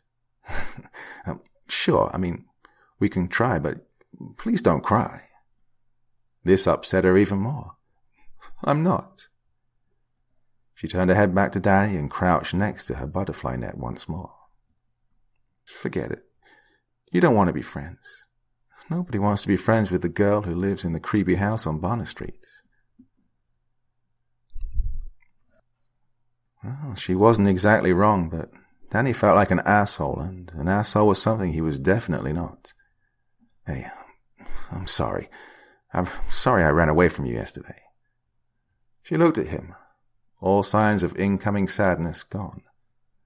Yeah, that's okay. I get that a lot. He pretty much expected that answer, but what he didn't expect was a sweet smile that followed it. The question he asked next came as involuntarily as a hiccup. Hey, what's your name? I can't tell you that. Kids like you laugh when they hear my name. It's a weird one. Just call me whatever you like. Danny frowned. Can I just call you by your name? She looked his way and blinked once before answering. It's Clotho. Well, that is a weird name. Told you. I'm Danny. Clotho smiled again. Can I ask you for a favor, Danny? What favor? Well, what not weird girl name would be closest to my name? Danny was dumbfounded. What? What not weird girl name would be closest to my name? Well, that'd be... What's your name again? She pouted. Clotho. Right, Claire, I guess. No, Chloe. Yeah, Chloe would be a not weird alternative. What does that mean? Alternative. What you're trying to do right now? You're trying to replace something with something else. The girl looked like a light bulb just ignited above her head. Oh, like replacing something bad with something good? Danny was stuck, and he didn't like being stuck, especially when it came to mind games. He was not the strongest in the schoolyard, but he was definitely among the smartest. Oh, yeah, exactly. Wow, I'm learning so much from you. We're going to be great friends, Danny. Right. Okay, Chloe. Danny forgot her name again, but he'd be damned if he'd admit it anew. Is it okay if I call you Chloe? Sure, Danny. Okay. Well, I need to get going now. Why? You just got here. Yeah, but I'm only passing through. I'm not visiting or anything. Oh, right. Your mom's waiting for you. That wasn't precisely the case, seeing how his mom was always working late and Danny was home alone for 3 hours after school until his dad got home, but that was not something his new friend needed to know. Well, okay then. You'll come by tomorrow again, won't you? Yeah, I'm taking this path every day. I know. I saw you. Danny was creeped out, but her smile was so innocent and sweet, He decided it was no way she meant that in a stalker type of way. Well then, see you tomorrow, Chloe. Yeah, see you tomorrow, Danny. Part 4. It's a she. Now that the weird girl was harmless, Danny was fine with taking the shortcut. He still had to wait the 15 minutes after school for Marvin and his bodyguards to be out of sight, but his way home was not a problem anymore. He found it weird that Marvin started ordering Mike and Wayne to run ahead, just for him and Jimmy to follow along a couple of minutes after, but that still didn't interfere with the 15-minute rule. Danny would always be looking out the classroom window with his back glued to the wall, so that his bullies couldn't see him in case they looked up. He was 50 feet away from the bridge when he saw Chloe wave enthusiastically in his direction. "Hey, Danny!" She was just so happy to see him. She shouted her greetings even though Danny was the size of a tadpole in her field of vision. "You're early today. I wanted to meet you at your school, to walk you here." Danny was stunned that her yelling didn't summon more faces in the windows of the creepy house. He, however, was mannered enough to reply only when she was close enough to hear a level tone. "Okay. Why?" "Oh, so we have a little more time to chat. There are a couple of things I'd like to ask you. We need to know some things about each other, now that we're friends." "Right. Why are you so early today?" "Early? He was late. 15 minutes late, in fact." "Yeah, I'm actually late. Yesterday was just an exception. I didn't want Marvin to see me taking the long way home." Chloe's head bent slightly to the side. "What does exception mean?" Danny checked himself. Why did he just tell her about Marvin? She didn't have to know. "It means something out of the ordinary. Something that's not like the others, even though it should be." She smiled. "Like you?" "What? No, not at all. I'm very ordinary, trust me." Chloe smiled at him like he'd just said the most naive thing in the world. "I've tried making friends so many times, but they all ran away from me." The dark-haired girl leaned towards him a little without stepping forward. "You are an exception to me, Danny." Danny blushed. He didn't know if he should thank her or ask her to never speak to him again, but she made the decision for him. "What's your favourite colour?" Danny chuckled.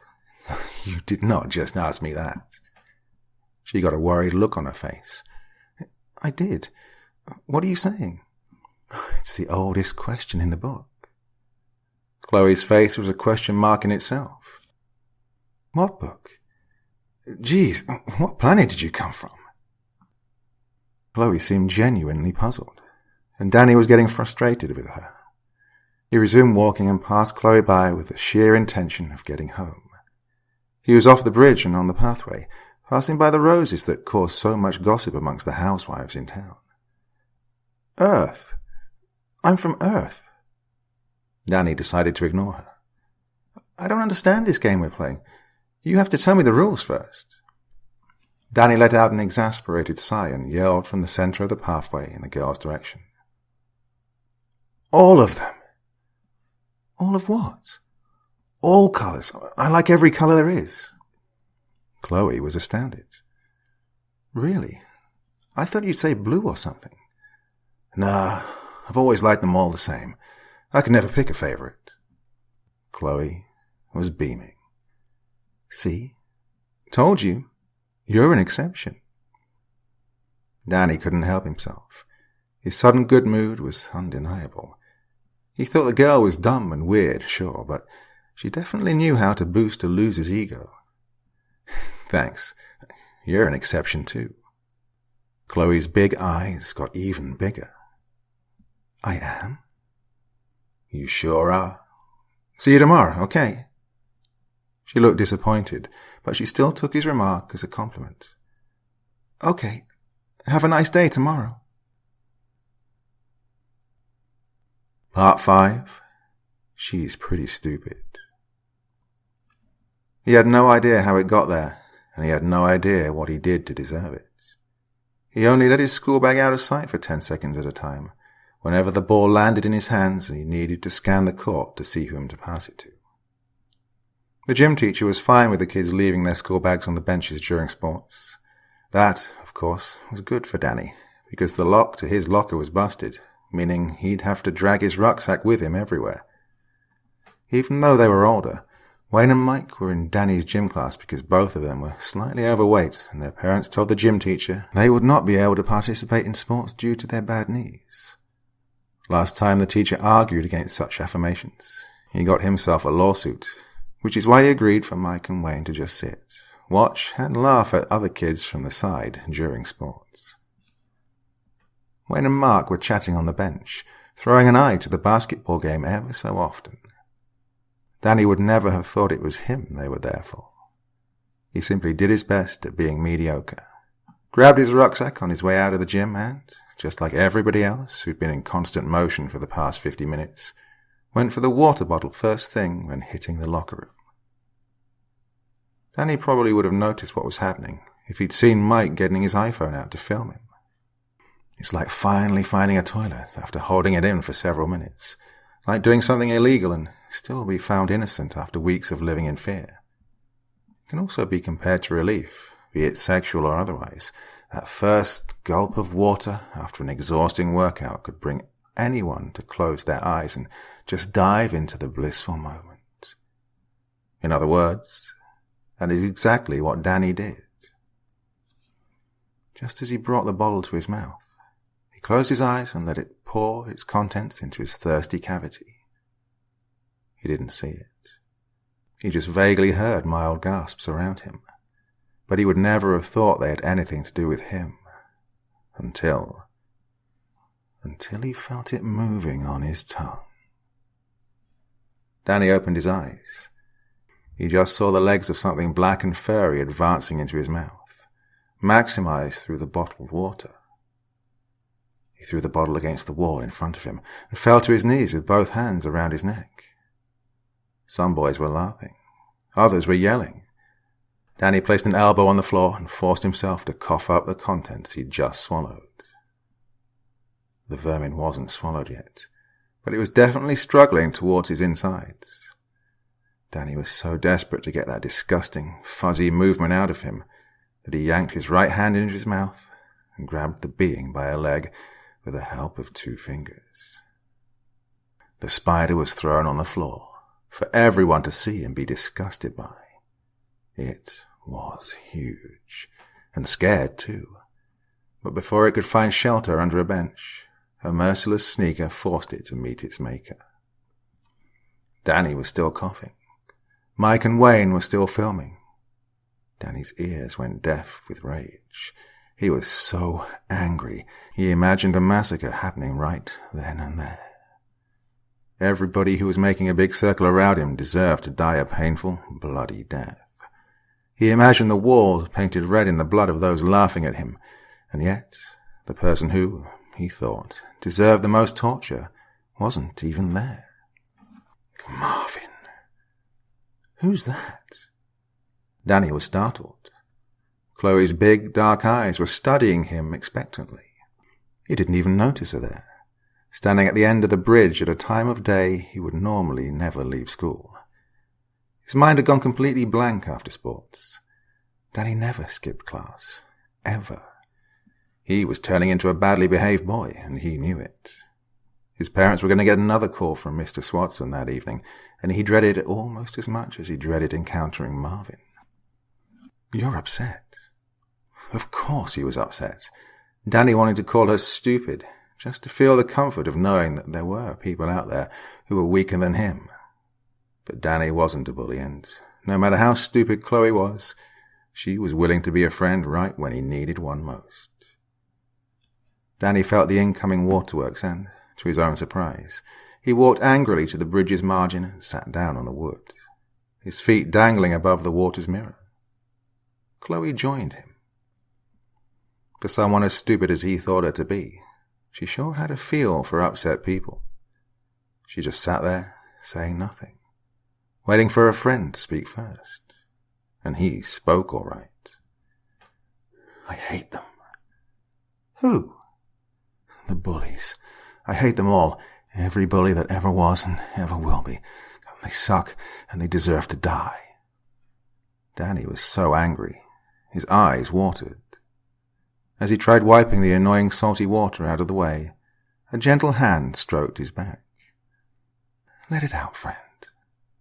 And just as Danny wanted to bark at her that he's not her friend and that he's fine, he let go. He cried and cried and cried, and told her everything there was to tell about the day he'd had. She did nothing of the things he thought she'd do, and said nothing of the things he thought she'd say. She didn't interfere by saying that karma was going to get back to the horrible people he had to deal with. She didn't reassure him that, no, he wasn't worthless or a chicken, and that, no, he was wrong. Things were going to get better, and that people always change for the better as a result of growing up. She did nothing of what a friend was supposed to do to make a befriended feel better. All she did was bow her head towards the water, listening to Danny cry and rant about his bullies. After he let all the poison out, Danny was under the mild impression that Chloe wasn't listening to him at all. That made him want to get up and run to his house, where he was most sheltered and could cry to the dearest friend he had, himself. But just as he made the slightest move towards standing up, Chloe grabbed his arm with the force of 10 men and turned her dark-haired head to meet his eyes. Danny froze. It was a lovely spring day, but he couldn't remember ever feeling this cold. Compared to Chloe's frozen stare, being flushed down the toilet at school seemed like nothing. "Do you want me to interfere?" She sounded old and angered. Danny was puzzled. For someone who didn't know what alternative or exception meant, interfere was a pretty big word. Interfere how? Should I erase everything he ever did to you? That's when Danny came back to his senses. I think I should go home." Chloe didn't even flinch. "Mom's waiting for me?" That part she heard. "Oh, right," and let him go. Danny got up and swiped his right hand over the backside of his jeans a couple of times. He expressed a half-hearted goodbye to Chloe, and just as he turned around and took a couple of steps, "Danny." "What?" "I don't care what others think of you. I'll always be on your side, no matter what happens." Time stopped for Danny right then and there. He stared Chloe right in the face, considering her as stupid as ever. Even so, he decided he liked her, be it as platonic as humanly possible. "Thanks, Chloe." She smiled, and pure happiness was radiating off of her. "Sure, what are friends for?" Part 6. But she's a friend. Danny's nose met with his own locker door with a hard deuce. "What was that, Collins?" Danny was shaking in fear for his very life as he grabbed his bleeding nose. He was on his knees, looking up at Marvin and his 3 bodyguards. "What do you mean, you never read Crime and Punishment by that Russian bastard? I need that book report in 2 hours. You never told me about—" Slam. Danny was on the floor, covering his face with his hands, afraid of the next impact. "Oh, that's why you don't have my book report ready, because I never told you about it." King Marvin kicked Danny in the leg. "I don't have to tell you shit, Collins. Make it by tomorrow, and it better not be copied off the web." It was either Wayne or Mike who kicked Danny in the leg next. This deduction was made by the stronger level of pain he felt. Danny walked with a limp home, and Chloe noticed. "What happened?" "I don't want to talk about it." Even so, he got comfortable on the bridge, with his feet dangling over the water again. "Looks like you do, though." Danny sighed. "I need to read Crime and Punishment by tomorrow." "Ugh." Chloe sat down next to him. "Grandma has that one. Her library's huge. I can lend it to you, but you can't finish it by tomorrow. It's this big. Chloe showed a thickness of 3 inches with the help of her thumb and index finger. All Danny understood was that he was going to die in less than 24 hours. Can't you just pretend to be sick and stay home? That actually sounded like a very good idea. Danny couldn't believe he'd ever thought the girl was stupid. I can try. Funny this option didn't even hit me. Well, please stay home tomorrow. I'm not in the mood to hear your name while Grandma's working her spin... Chloe clasped her hand over her mouth. What? I mean, just stay home, okay? And so, he did. Part 7. A friend full of surprises. Next morning, Danny got up an hour earlier than he should have and turned the heating system in his room on blast. Right before his mother was supposed to wake up, he let the thermometer rest on the bottom of the bathroom sink as he washed his hands and face with water so hot he thought his skin would peel off. He couldn't help but chuckle. Whether he'd stay home or go to school to meet Marvin, some mean god had something against him keeping his skin attached to the rest of him. Mother's alarm clock rang loudly from the other side of the wall by his bed, letting Danny know it was time to hide the evidence. He got a mouthful of hot water, placed a thermometer between his lips, turned the radiator off and snuck into bed without wiping the water beads off his forehead. His mother didn't notice the heat in Danny's room. He was a good kid and he rarely got sick, so she never even suspected that the sweat on his brow, the steaming face, and the outrageous numbers shown by the quicksilver was just a bunch of bull. She or Dad wanted to stay home, but Danny swore he would be all right. Going to school was out of the question, but Danny was going to be just fine. Being alone at home can be exciting for a 13, going on 14-year-old. For the first 3 hours, that is. TV was no fun, so, rebellious as he felt, Danny got dressed and went for a walk right where he knew he'd find her. Hey! Chloe turned her head to see her friend approaching. She smiled and started dangling her feet above the water, reminding Danny of a dog who's happy their master's home. You're late. What do you mean I'm late? It's not even 12 a.m. yet. You're late for someone who faked being sick to stay home. Excuse you. I faked being sick to stay alive. Chloe chuckled and patted the wooden boards to her right. Danny took her invitation and sat down next to her. How come I see you every day now? I've been coming here for years and I'd never seen you before. She hesitated. Well, now that I have a friend, I have more reasons to come play outside. You don't like playing alone? Oh no, I do, but I've always wanted a friend. Danny shot her an incredulous stare. Wait a minute. You mean to tell me you've been coming outside more for me? Chloe blushed furiously. No, of course not. I've never had much reason to come outside before. The little girl turned around to look at her old, creepy-looking house. Oh, Mum and Grandma say, I'm very important. Danny had to bite his tongue to suppress a sarcastic chuckle. I know that sounds wrong, but they say it's important for me to stay safe. They say, the world's a very unsafe place.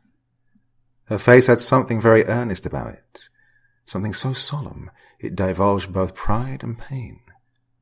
Danny had no idea how to react to it. They told me if anything was to ever happen to one of us three. Chloe turned her gaze from her house to her only friend, and Danny was close to screaming. Chloe's eyes turned from dark brown to sparkling white. That the world would end. No, her eyes were as brown as they always were.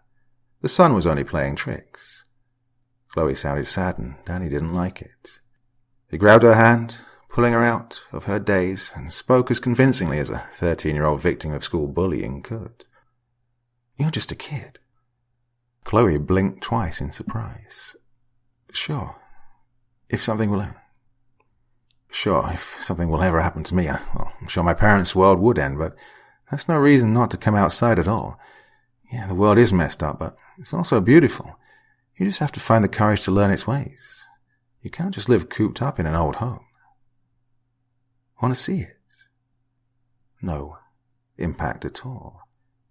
He had had one chance at delivering a life-changing speech, and he blew it. Chloe was back to her cheerful, childish, dumb, brown-eyed self again.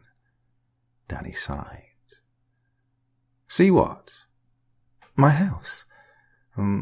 Yeah, I don't think that'd be such a good idea. Oh, come on, you worrywart. Mum and Grandma are in the backyard picking cotton.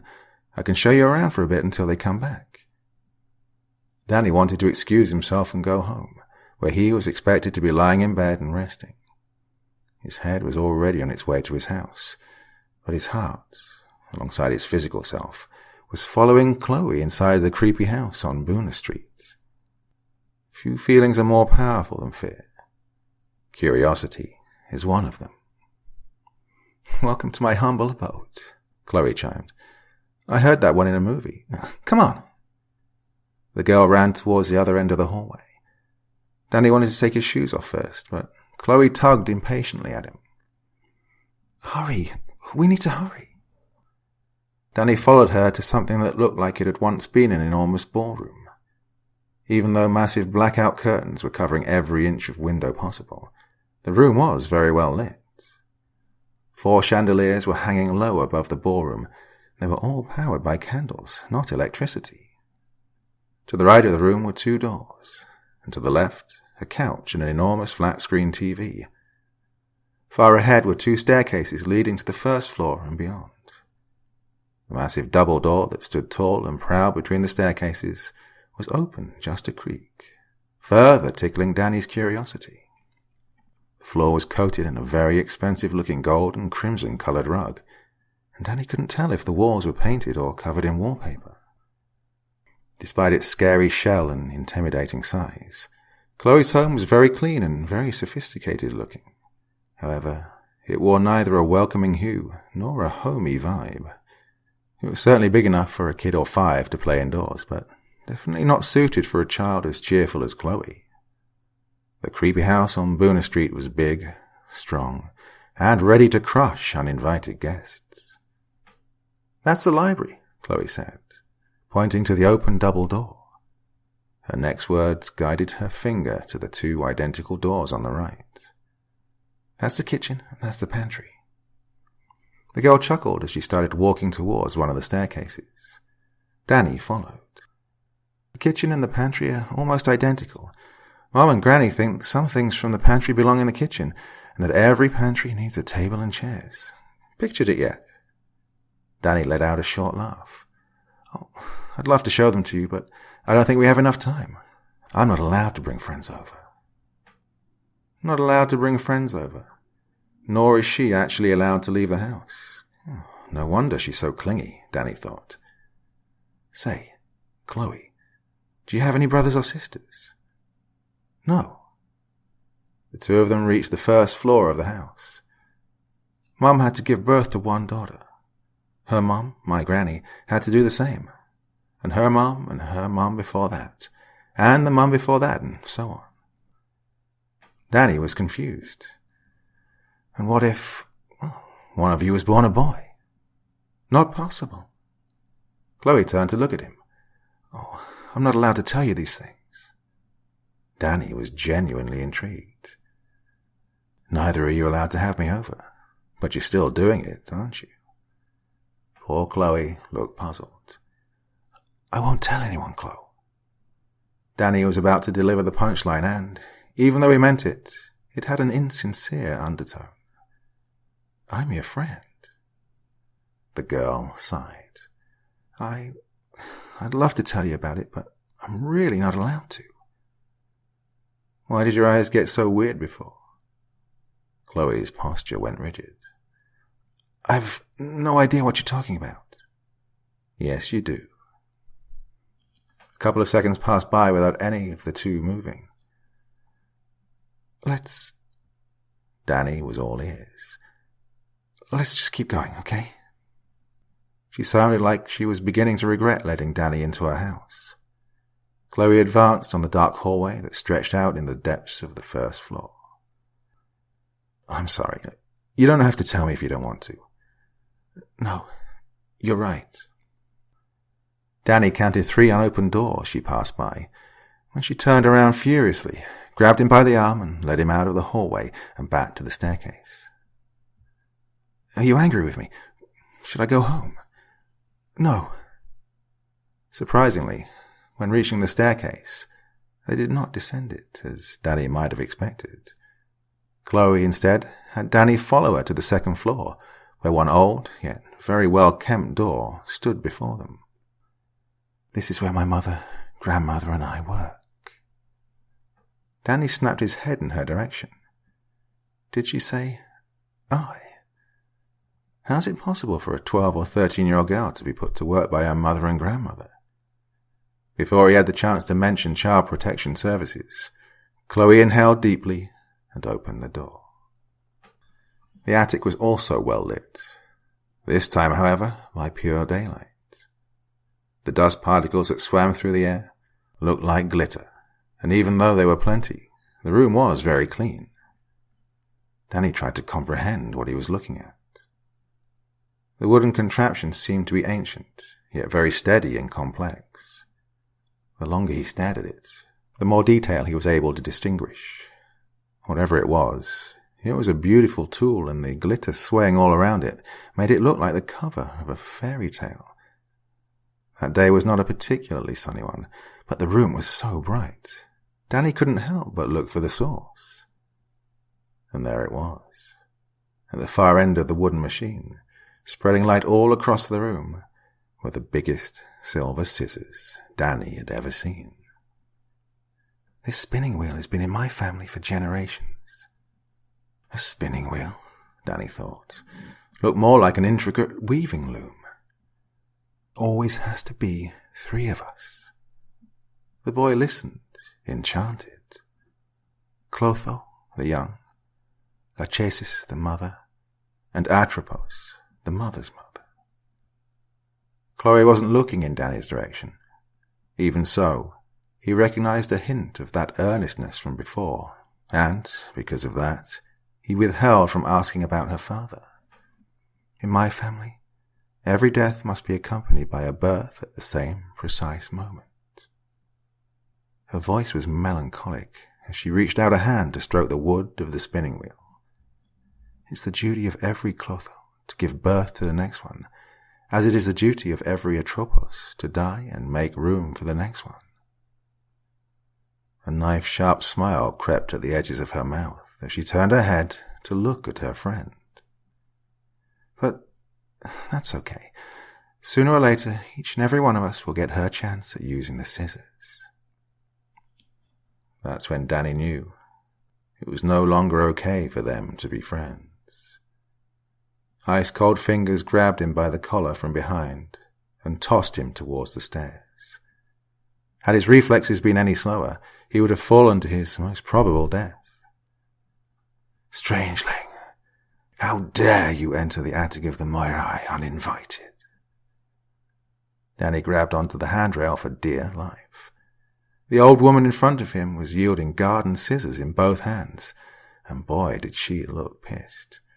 It was me, Granny. I invited him. But Granny didn't hear anything. She threw one pair of scissors at Danny with the force of a cannon.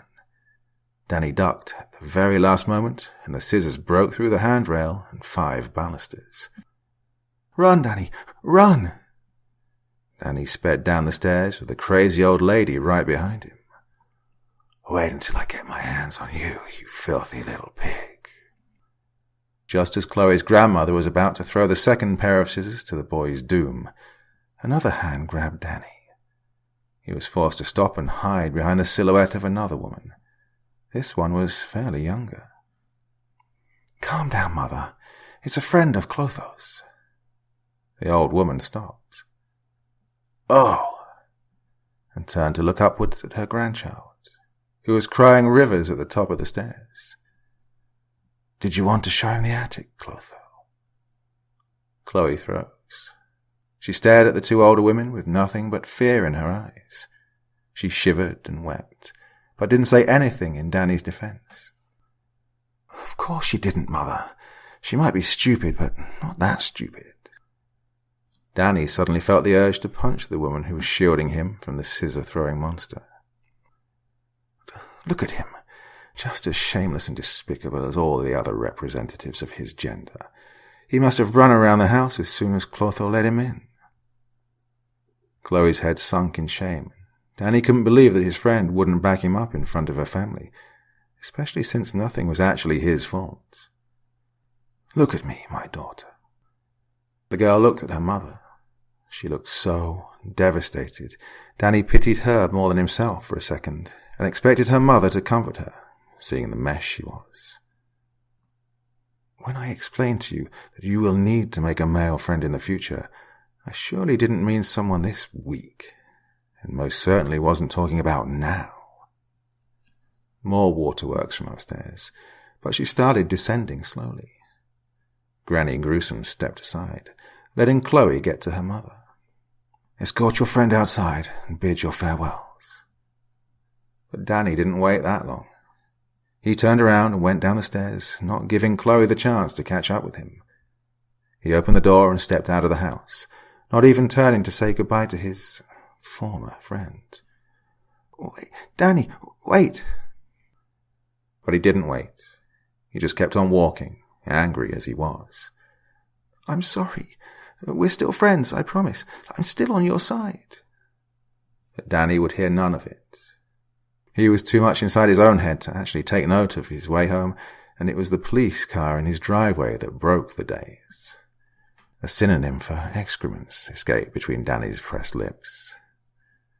When Danny stepped into his house, his mother was crying on the living room sofa next to a cop, while his father was making an erratic phone call. Where the hell were you? All three adults rushed to Danny as if they wanted to tackle him. What are you guys doing home this early? The surprise in his voice simply slipped out. I called to see if you're okay, his mom yelled. You were so sick this morning. I got worried when I saw you wouldn't pick up. Danny was close to hitting himself for being so stupid. His mother instantly placed her hands on his face. The fever's gone. But how? Danny was grabbed for the third time that day. Daniel, what the hell did you do? The boy was tired. Too tired to come up with a believable lie. I faked being sick to stay home today. You did what? Why? Even so, he wasn't tired enough to look a pussy in front of his father. Because I felt like it. The adults were stunned. Where in the hell were you? It didn't look like his mother would let it go, and he really didn't have a reason to lie to her. Answer me, Daniel. I made friends with the girl who lives at 17 Boona Street. Boona Street? 17? You mean the Manson Manor? Danny nodded and walked past his parents, heading to his room. Daniel, you are never to visit that place again. Do you understand me? Don't worry about it, Mom. He looked back at his mother with sad eyes. We're not friends anymore. The cop stood up, saying, Looks like you won't be needing me anymore, Mr. and Mrs. Collins, just as Danny closed the door behind him. He couldn't hear him as clearly as before, but the cop's next words got to him loud and clear. Keep Danny away from the people of that old house. That place is all sorts of bad news.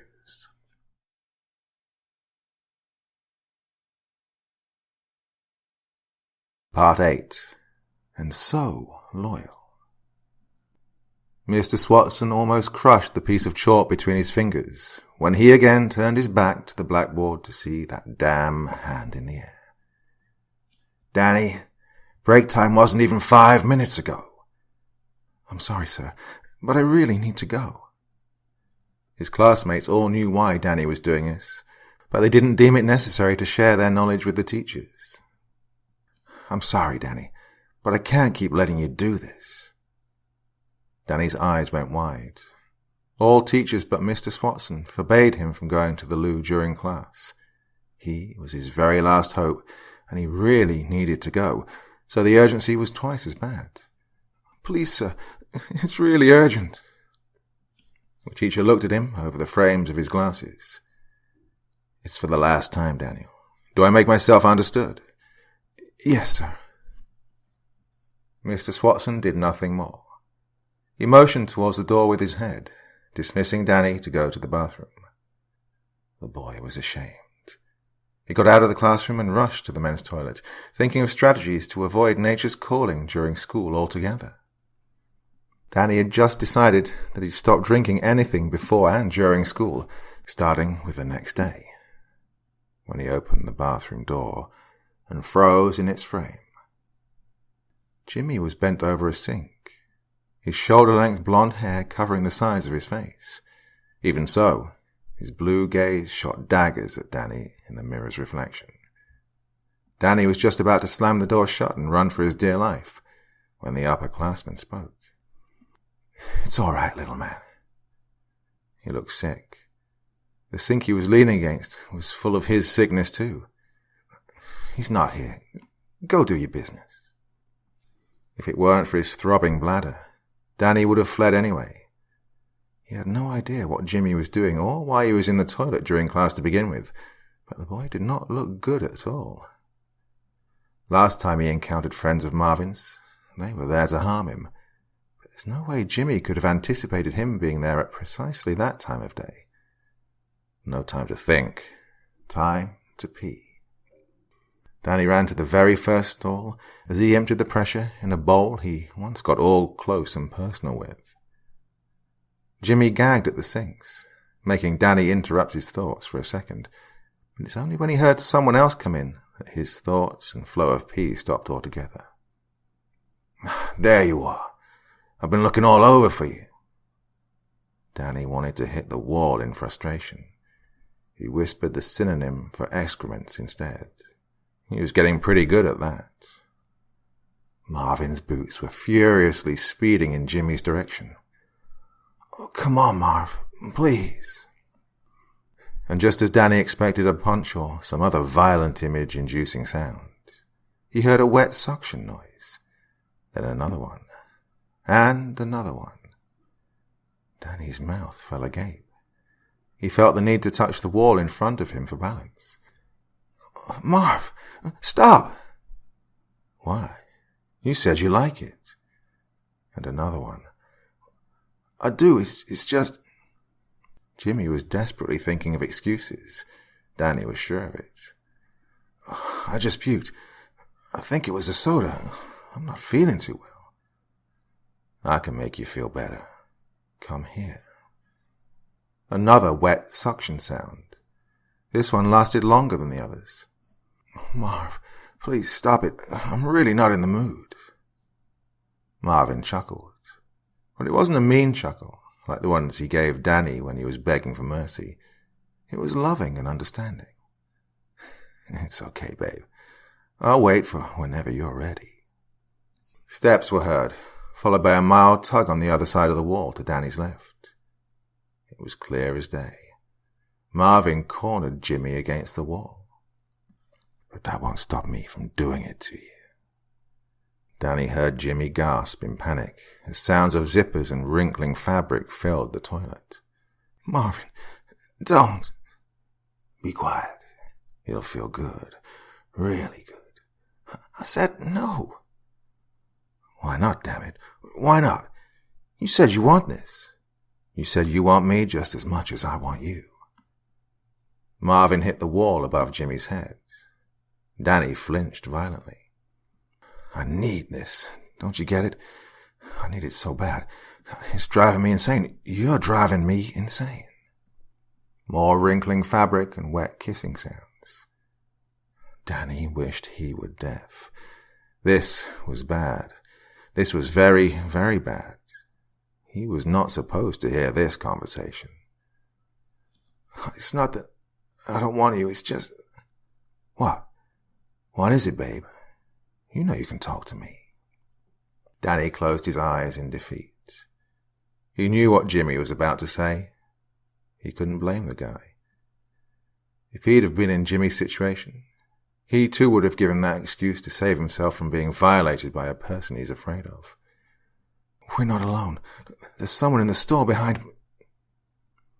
Danny was out of the toilet before Jimmy even had the chance to finish his sentence. He ran and ran and ran, ignoring all the shouting happening behind him. He ran across the hall, past the security guard's office, and continued running until he was at the bridge. The shouting never ceased. You're dead, Collins. You're frickin' dead. I'll kill you and skull fuck you after I'm done. Danny ran home. He ran so fast and was so blind to the world he was passing by that he didn't even notice the black-haired girl in her white robe at the window of the spooky house on Boona Street. She was crying. But Danny wouldn't have been able to see that, even if he did look up. Good thing the house keys were in his back pocket. After letting himself in, Danny went straight to the bathroom to do what Jimmy did not even 30 minutes prior. He didn't puke out of disgust. He puked out of fear. His entire body was shaking. He'll transfer schools. Yeah, school transfer. That's it. His parents would understand. Brushing his teeth and pacing around his room didn't help, neither with the icky taste in his mouth nor the weight of the information he'd received against his will.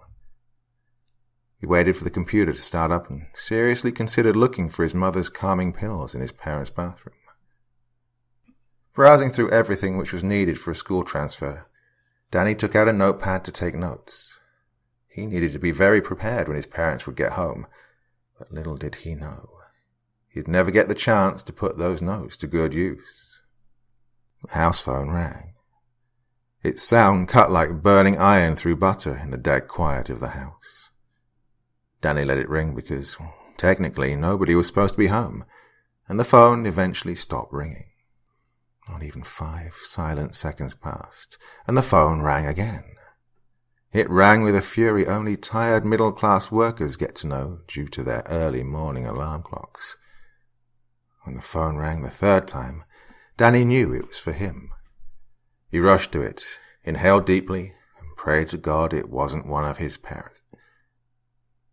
Hello? Daniel Brady Collins. What in the world did you get yourself into? Oh, great. Danny seriously regretted not having the notes with him. Mom, I can explain.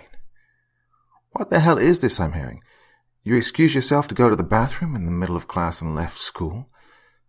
Mr. Swatson told me you've been acting strange all semester, but I never would have thought that of my son. Mom, it's not what you think. Oh, really? Then mind telling me how the hell your grades are declining suddenly when just last year you were in the top 3 of your class? And why do you excuse yourself to go to the bathroom during class every chance you get? Oh, I swear to God, Danny, I hope it's cigarettes. Mom, I hope it's cigarettes because if I find out you're taking drugs, son, God help me out. Mom, I'm being bullied.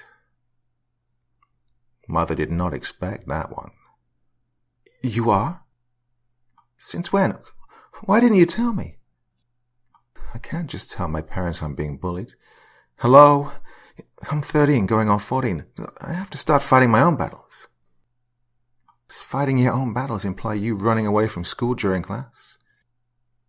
Ouch. I can't go to the bathroom during breaks because he always catches me there, Mom. Today he cornered me in the toilet during class. That's why I ran away from school. It was either silence of relief or loss of words. No bully can be that bad. Mom, I prefer peeing my pants in class than risk meeting him in the bathroom. Trust me, he is that bad. She was still angry with him, of course, but it was clear as day that his mum was happy with the explanation. Even so, her anger was overpowering every other feeling she had. I want to transfer. Don't be silly, Danny. It's probably just a phase. This phase is making me fail all my classes. Do you want that? Mom let out a sound of surrender. We'll talk about it when your dad and I get home tonight. Okay, honey? Danny smiled victoriously, but little did he know his victory would be very short-lived. You didn't leave your things at school, did you? Danny was just about to tell her that it's fine, that his belongings are safe in his locker, but then he remembered. Oh, crap. The door to my locker's busted. He wished he hadn't said that out loud. What? You need to get your butt back to school and get your things, young man. All colour fled from his face.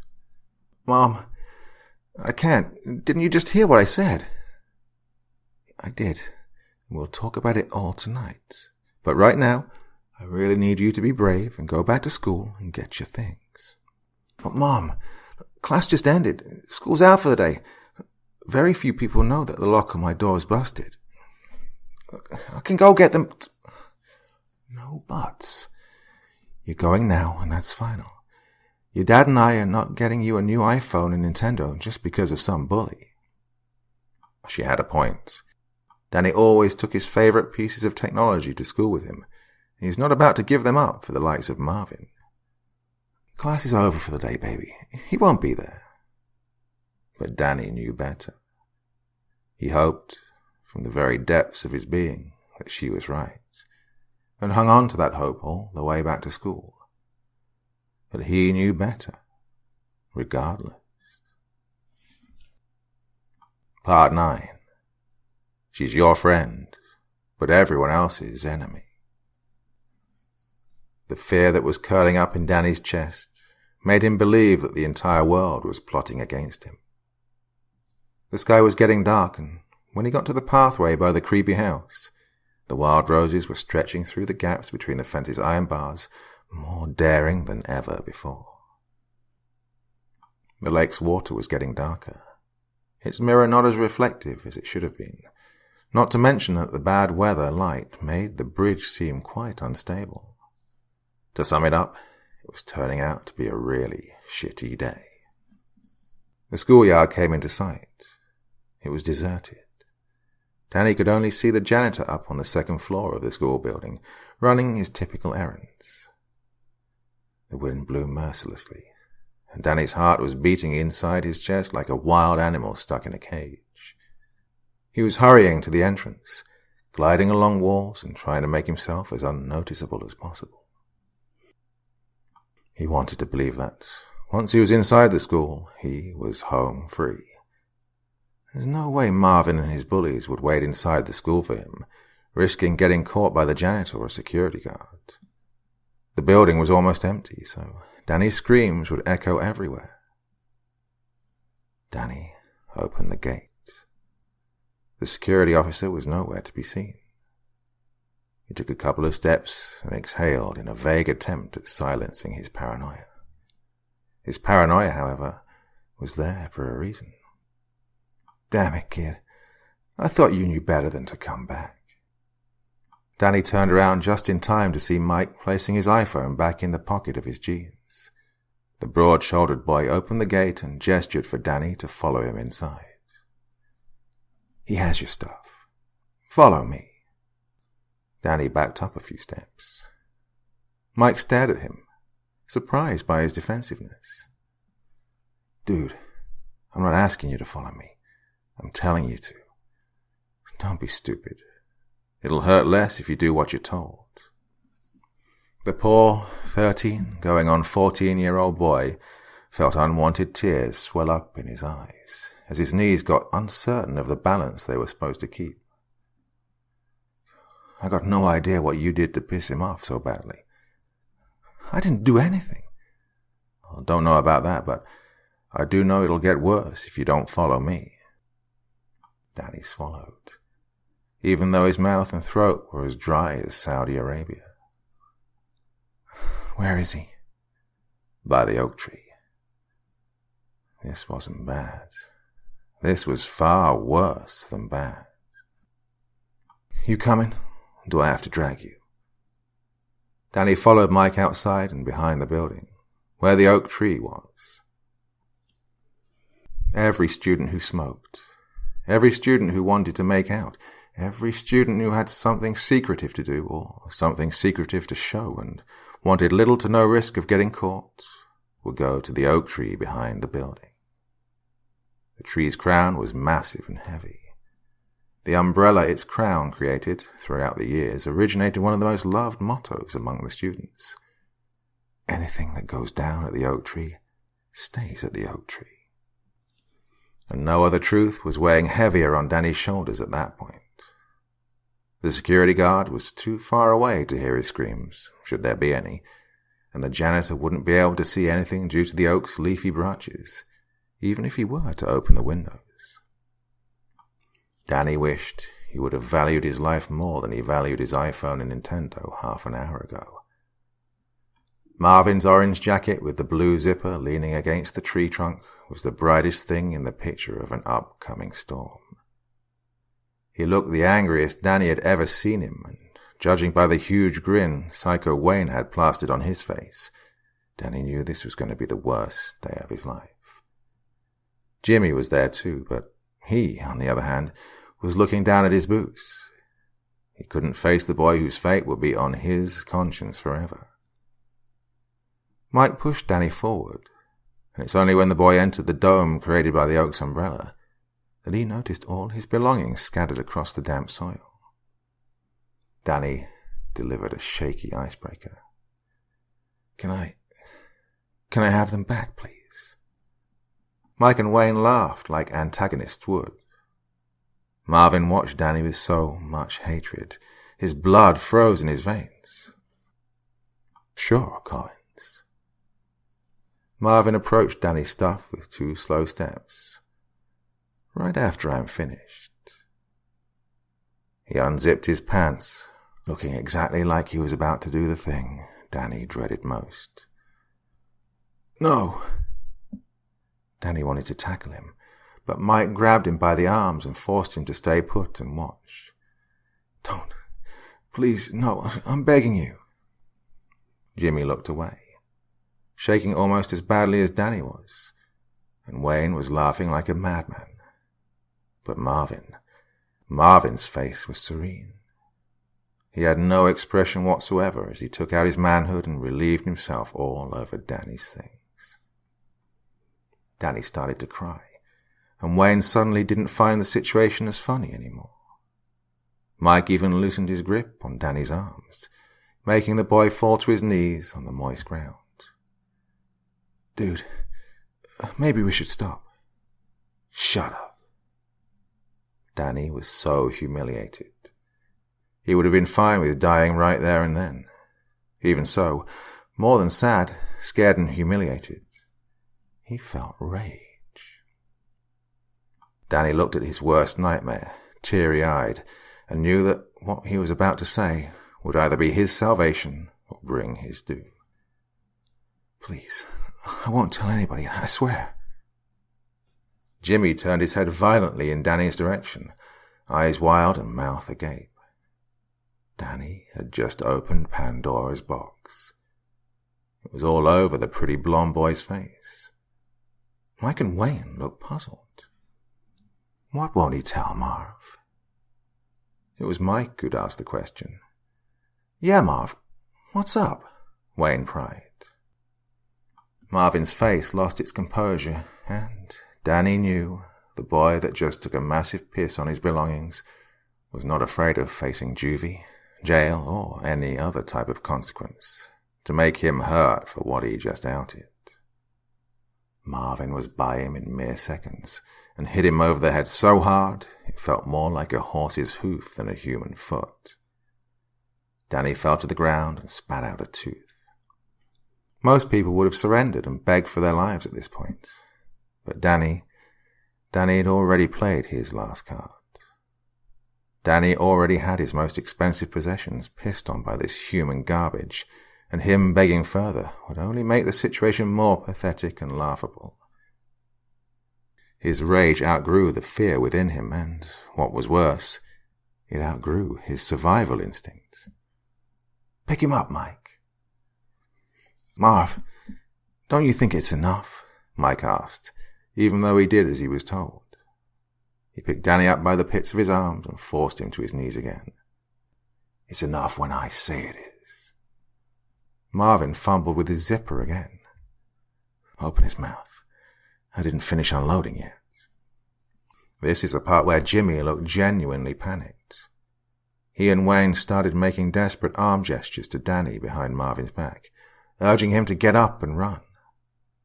But Danny couldn't see them. He saw nothing but Marvin's crotch and his sick smile somewhere above the parted orange folds and the blue zipper of his oversized jacket. With nothing more to lose, Danny went all in. You know, Marvin, I don't have anything against gay guys. Actually, I'm sure most of them are very nice people. But you, my friend, you're not a gay guy. You're a faggot. Jimmy, Mike, and Wayne held their breaths. Marvin stared Daniel down, his hand unconsciously closing the zipper of his pants. Nobody dared to move. Nobody dared to speak, and in that precise moment, the world stopped, just long enough for Daniel's survival instinct to kick in again. His brain's get-up-and-run command didn't even reach his spine when Mike grabbed him, rose him upright, and tossed him outside of the oak's protective circle. Run, kid. Run as fast as you can. He didn't have to yell it out twice. Danny ran for his life. He ran to his full capacity and beyond, Marvin's thundering gallops right on his tail. This time the bully didn't bother with verbal threats like earlier. He was chasing Danny with the clear intention of physically hurting him, and by the sounds of his exasperated, enclosing exhales, he was about to hurt him very, very badly. Danny passed his track record long before he saw the bridge before him. Even so, Marvin's hard breaths were so close behind him, he could almost feel the warmth of him at the back of his neck.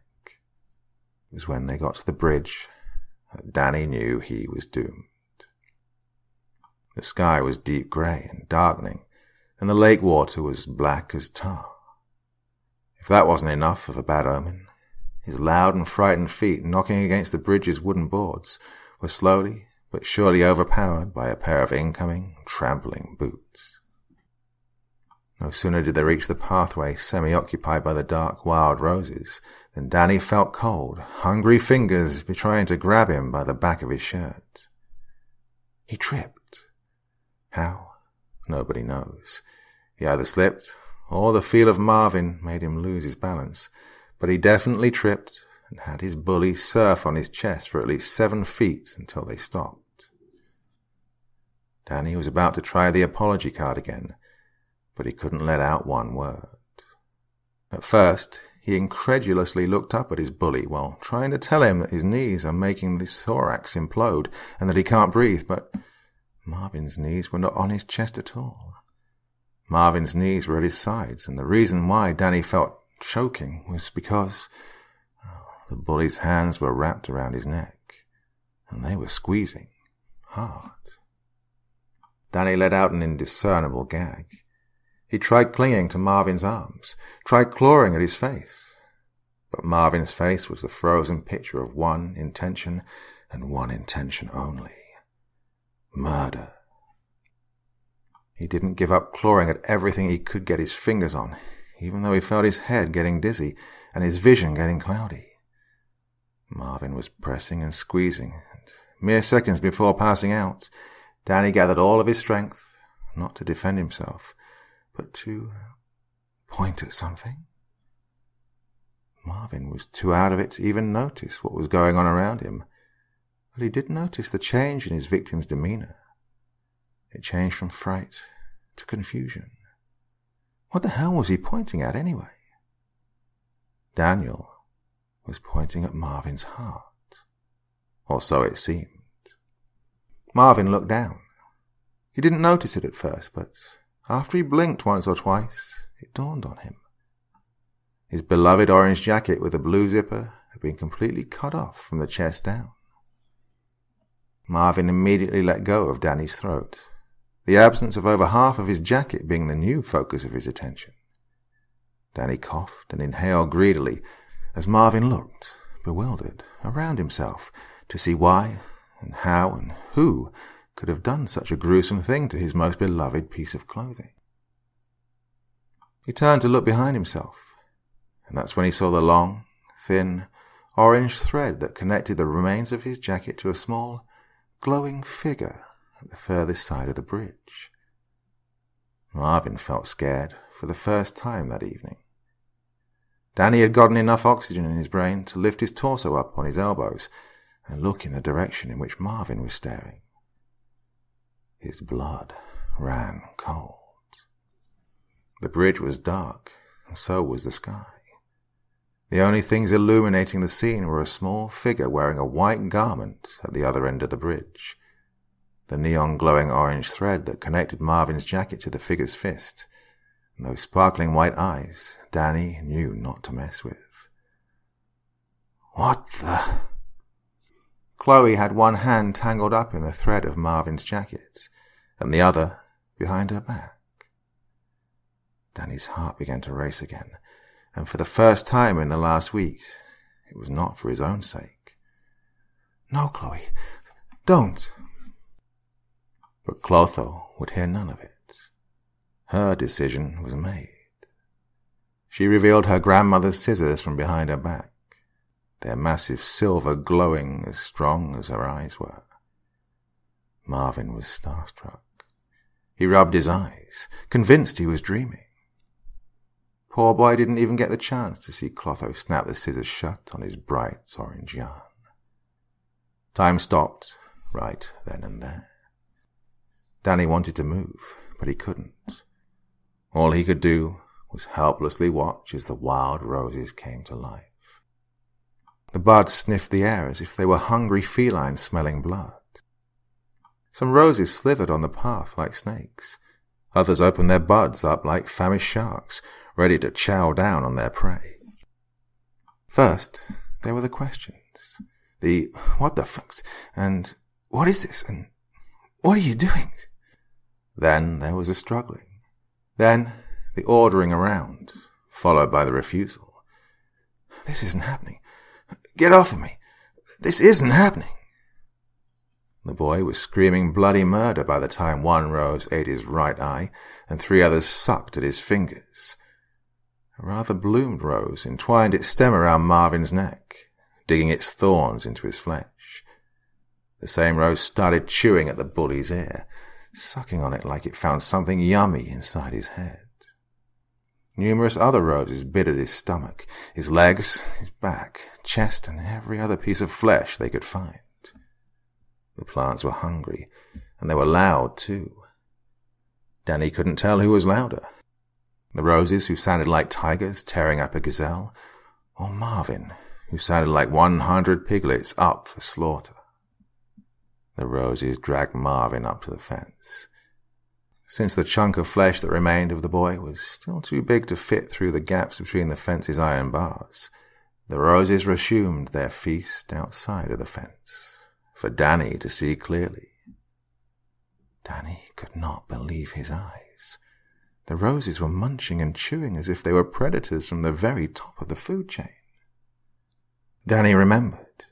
His former friend was supposed to be at the other end of the bridge, so he looked at her just in time to see her deranged grandmother come running out of the house. He stood motionless in the middle of the pathway, sheltered by the shadows, and too far away to be seen by the old woman. The last thing Danny saw before snapping out of his daze and running home was Chloe's white robe dancing in the wind of the upcoming storm, and her crying diamond eyes. By the time the mother and grandmother got out of the house to confiscate the scissors out of Chloe's hands, Danny was already halfway home. Clotho, spring off one's life. What have you done? He could still hear that last part when he closed the door to his house behind him.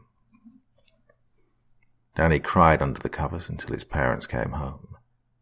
He expected his dad home by 7 p.m.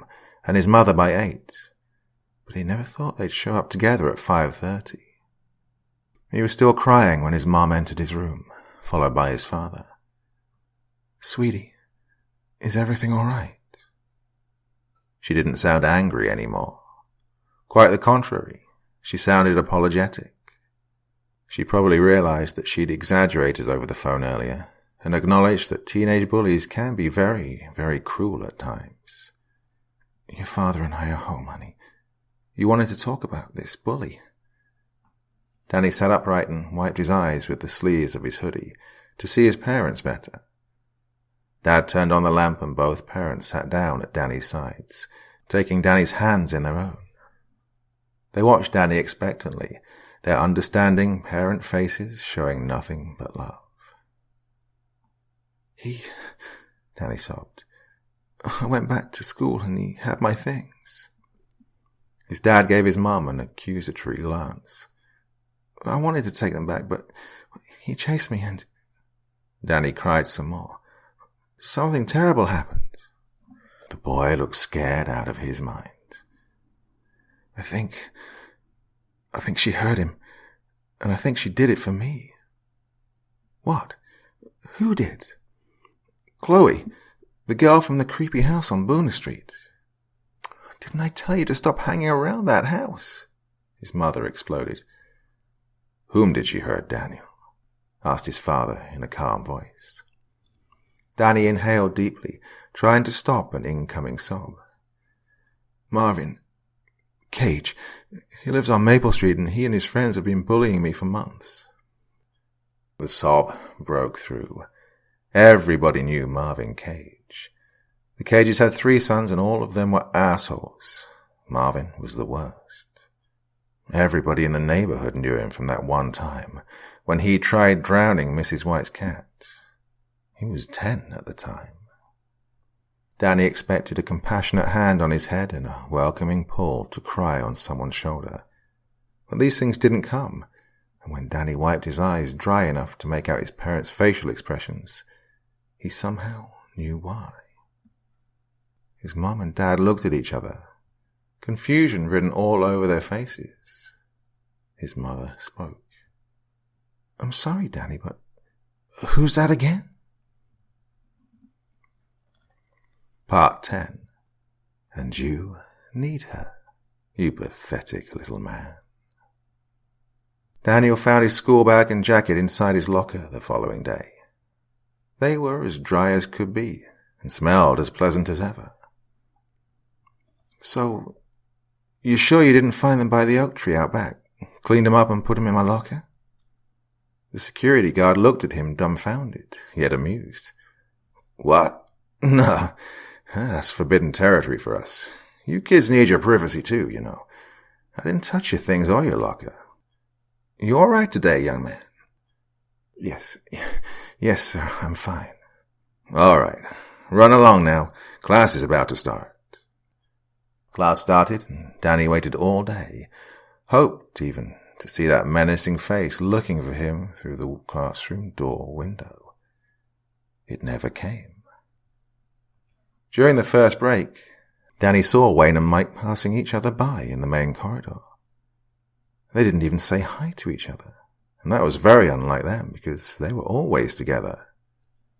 He also saw Jimmy during lunch, sitting at the weirdos table, chatting and smooching with the school's goth girl, Lucinda Big.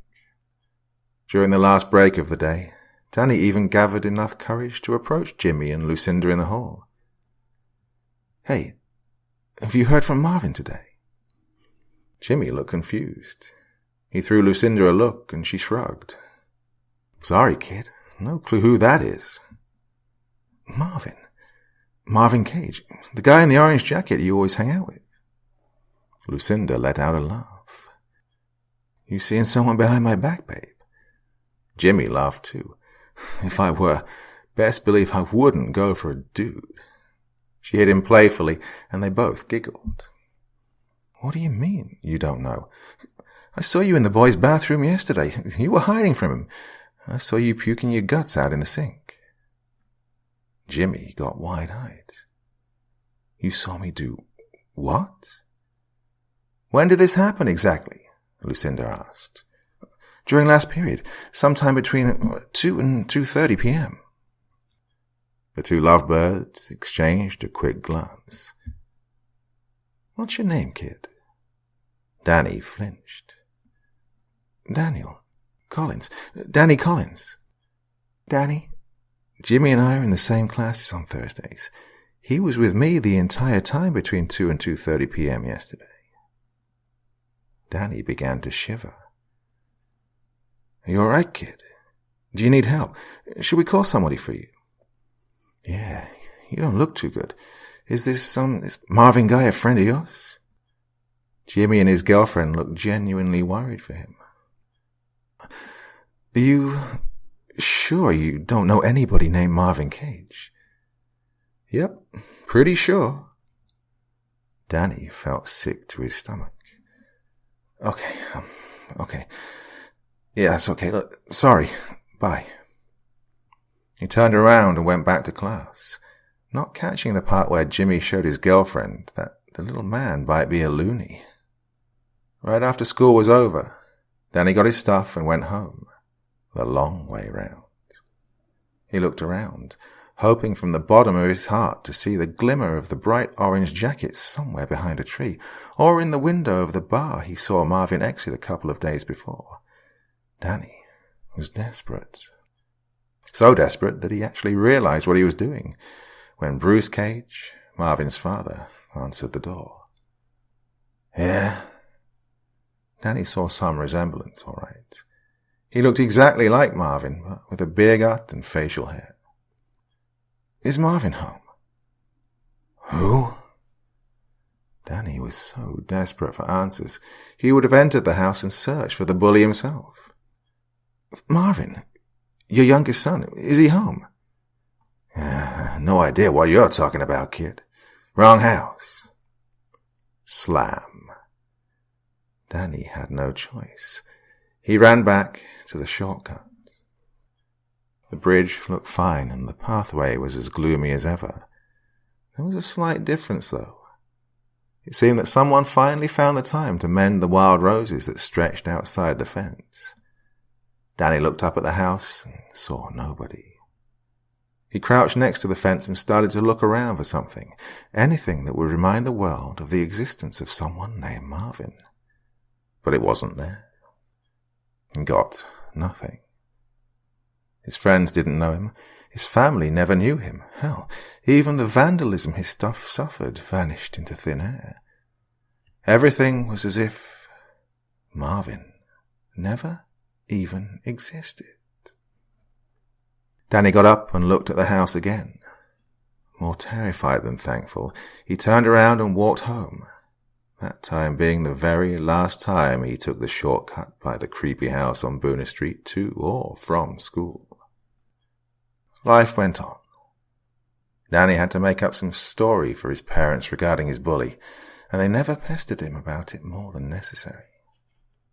In time, Danny became Daniel, and Daniel stopped thinking about both Marvin and Chloe in favor of focusing on studying and getting into a good college. As time progressed, Daniel found love. He was doing great for himself. His wife was pregnant with their second child when he quit his job to both invest in a startup company and start his own business. By the time he was in his 40s, Daniel was a pretty wealthy guy and life was very good to him. However, it all started going downhill when his father died.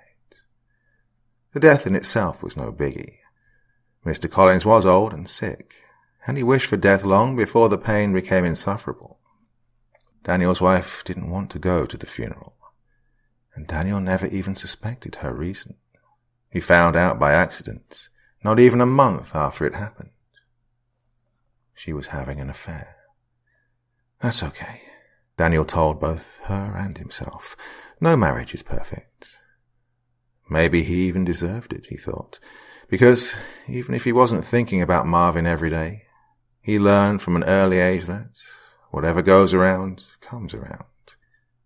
Maybe he did something bad and now the universe was getting its revenge on him. It was just a tumultuous period in his marriage. Nothing a couple of counseling sessions wouldn't fix. The problem is, the counseling didn't fix anything. The wife's cheating took the worst turn possible. She fell in love. More than that, she got pregnant again and her lover convinced her to leave Daniel and start a new family with him. So Danny got a divorce, and because both kids preferred their mother, they decided to go stay with her and their new daddy. Even so, Daniel still thought that, well, that's okay. His wife was just being a bully, and fate hates bullies. She'll get what she deserves sooner or later. But his ex-wife's life just kept getting better and better. Even though she was over 40 years old when she gave birth to her third child, the birth ran smoothly and the child was as healthy as could be. It was a boy. They named him Marvin. By the time his ex-wife was in her 50s, she travelled the world alongside her 3 kids and her partner. What's worse is that Daniel's children were tagging Mum's lover with the caption "Daddy" on social media. And that's okay, Daniel thought. They'll wake up eventually. Life works like that. Daniel began to drink. The startup he invested in 2 decades prior went bankrupt, and his own business was doing bad too. He had to sell his spacious mansion and move into a shitty 42-foot square apartment before going into complete ruin. He had some money for a little while, but most of it needed to be invested in his children's college funds. Otherwise, his ex-wife would have legally sucked up every little thing he still owned. Daniel had nothing left but his daily bottle of happiness and the reassurance that someday someone will do him justice. But that day never came. His daughter became a mother of twins, and it broke Daniel's heart that he never got the chance to meet them. His son turned out to be a movie star, and his mother and new husband were tagged in all the photos of the events he was invited to. Daniel was never invited to any of them, and it slowly stopped being okay.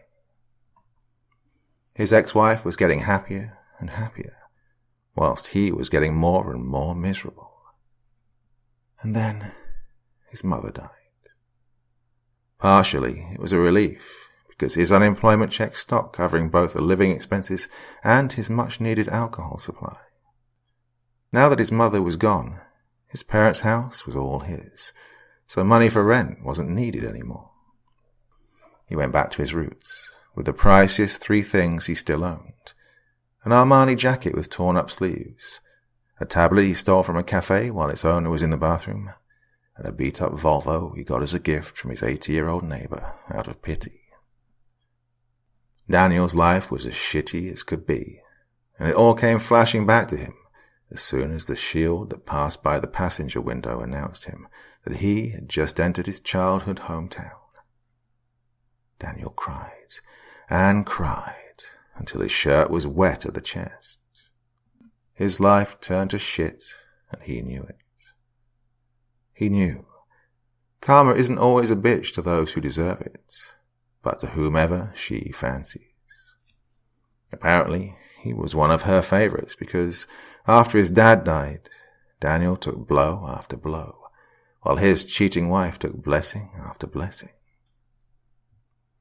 Daniel shut his brain off long before seeing the bridge. It had been remade.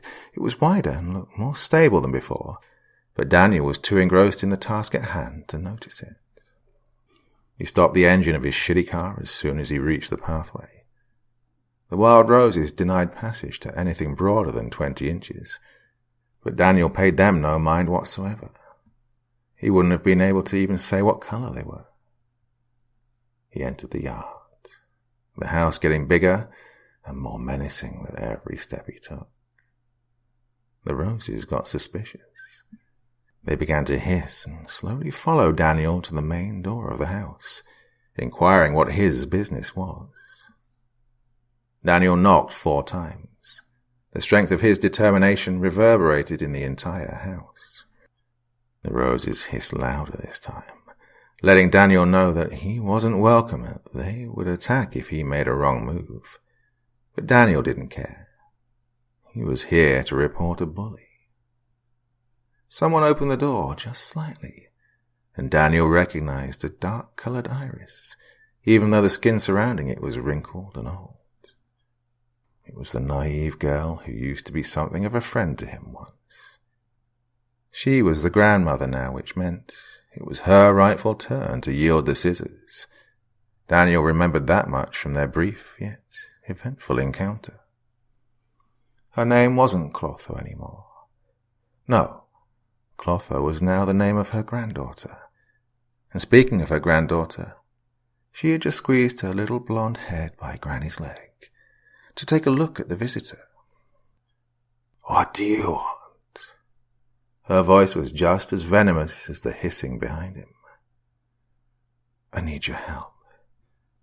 "And why would I help you?" The roses were getting louder. It was a gamble, and Daniel knew it. One inappropriate word from him, and he'd become fertilizer. Because that's what friends are for.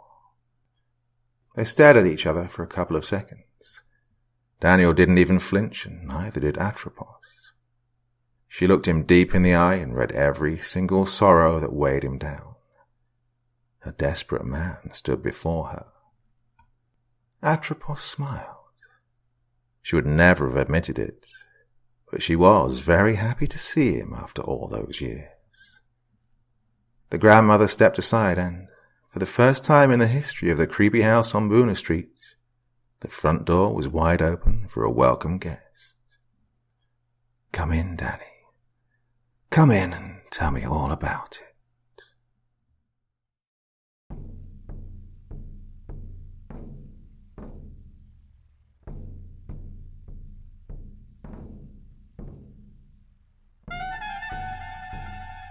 And so once again, we reach the end of tonight's podcast.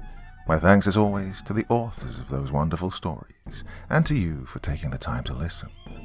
Now, I'd ask one small favor of you. Wherever you get your podcast from, please write a few nice words and leave a 5-star review, as it really helps the podcast. That's it for this week, but I'll be back again same time, same place, and I do so hope you'll join me once more. Until next time, sweet dreams and bye-bye.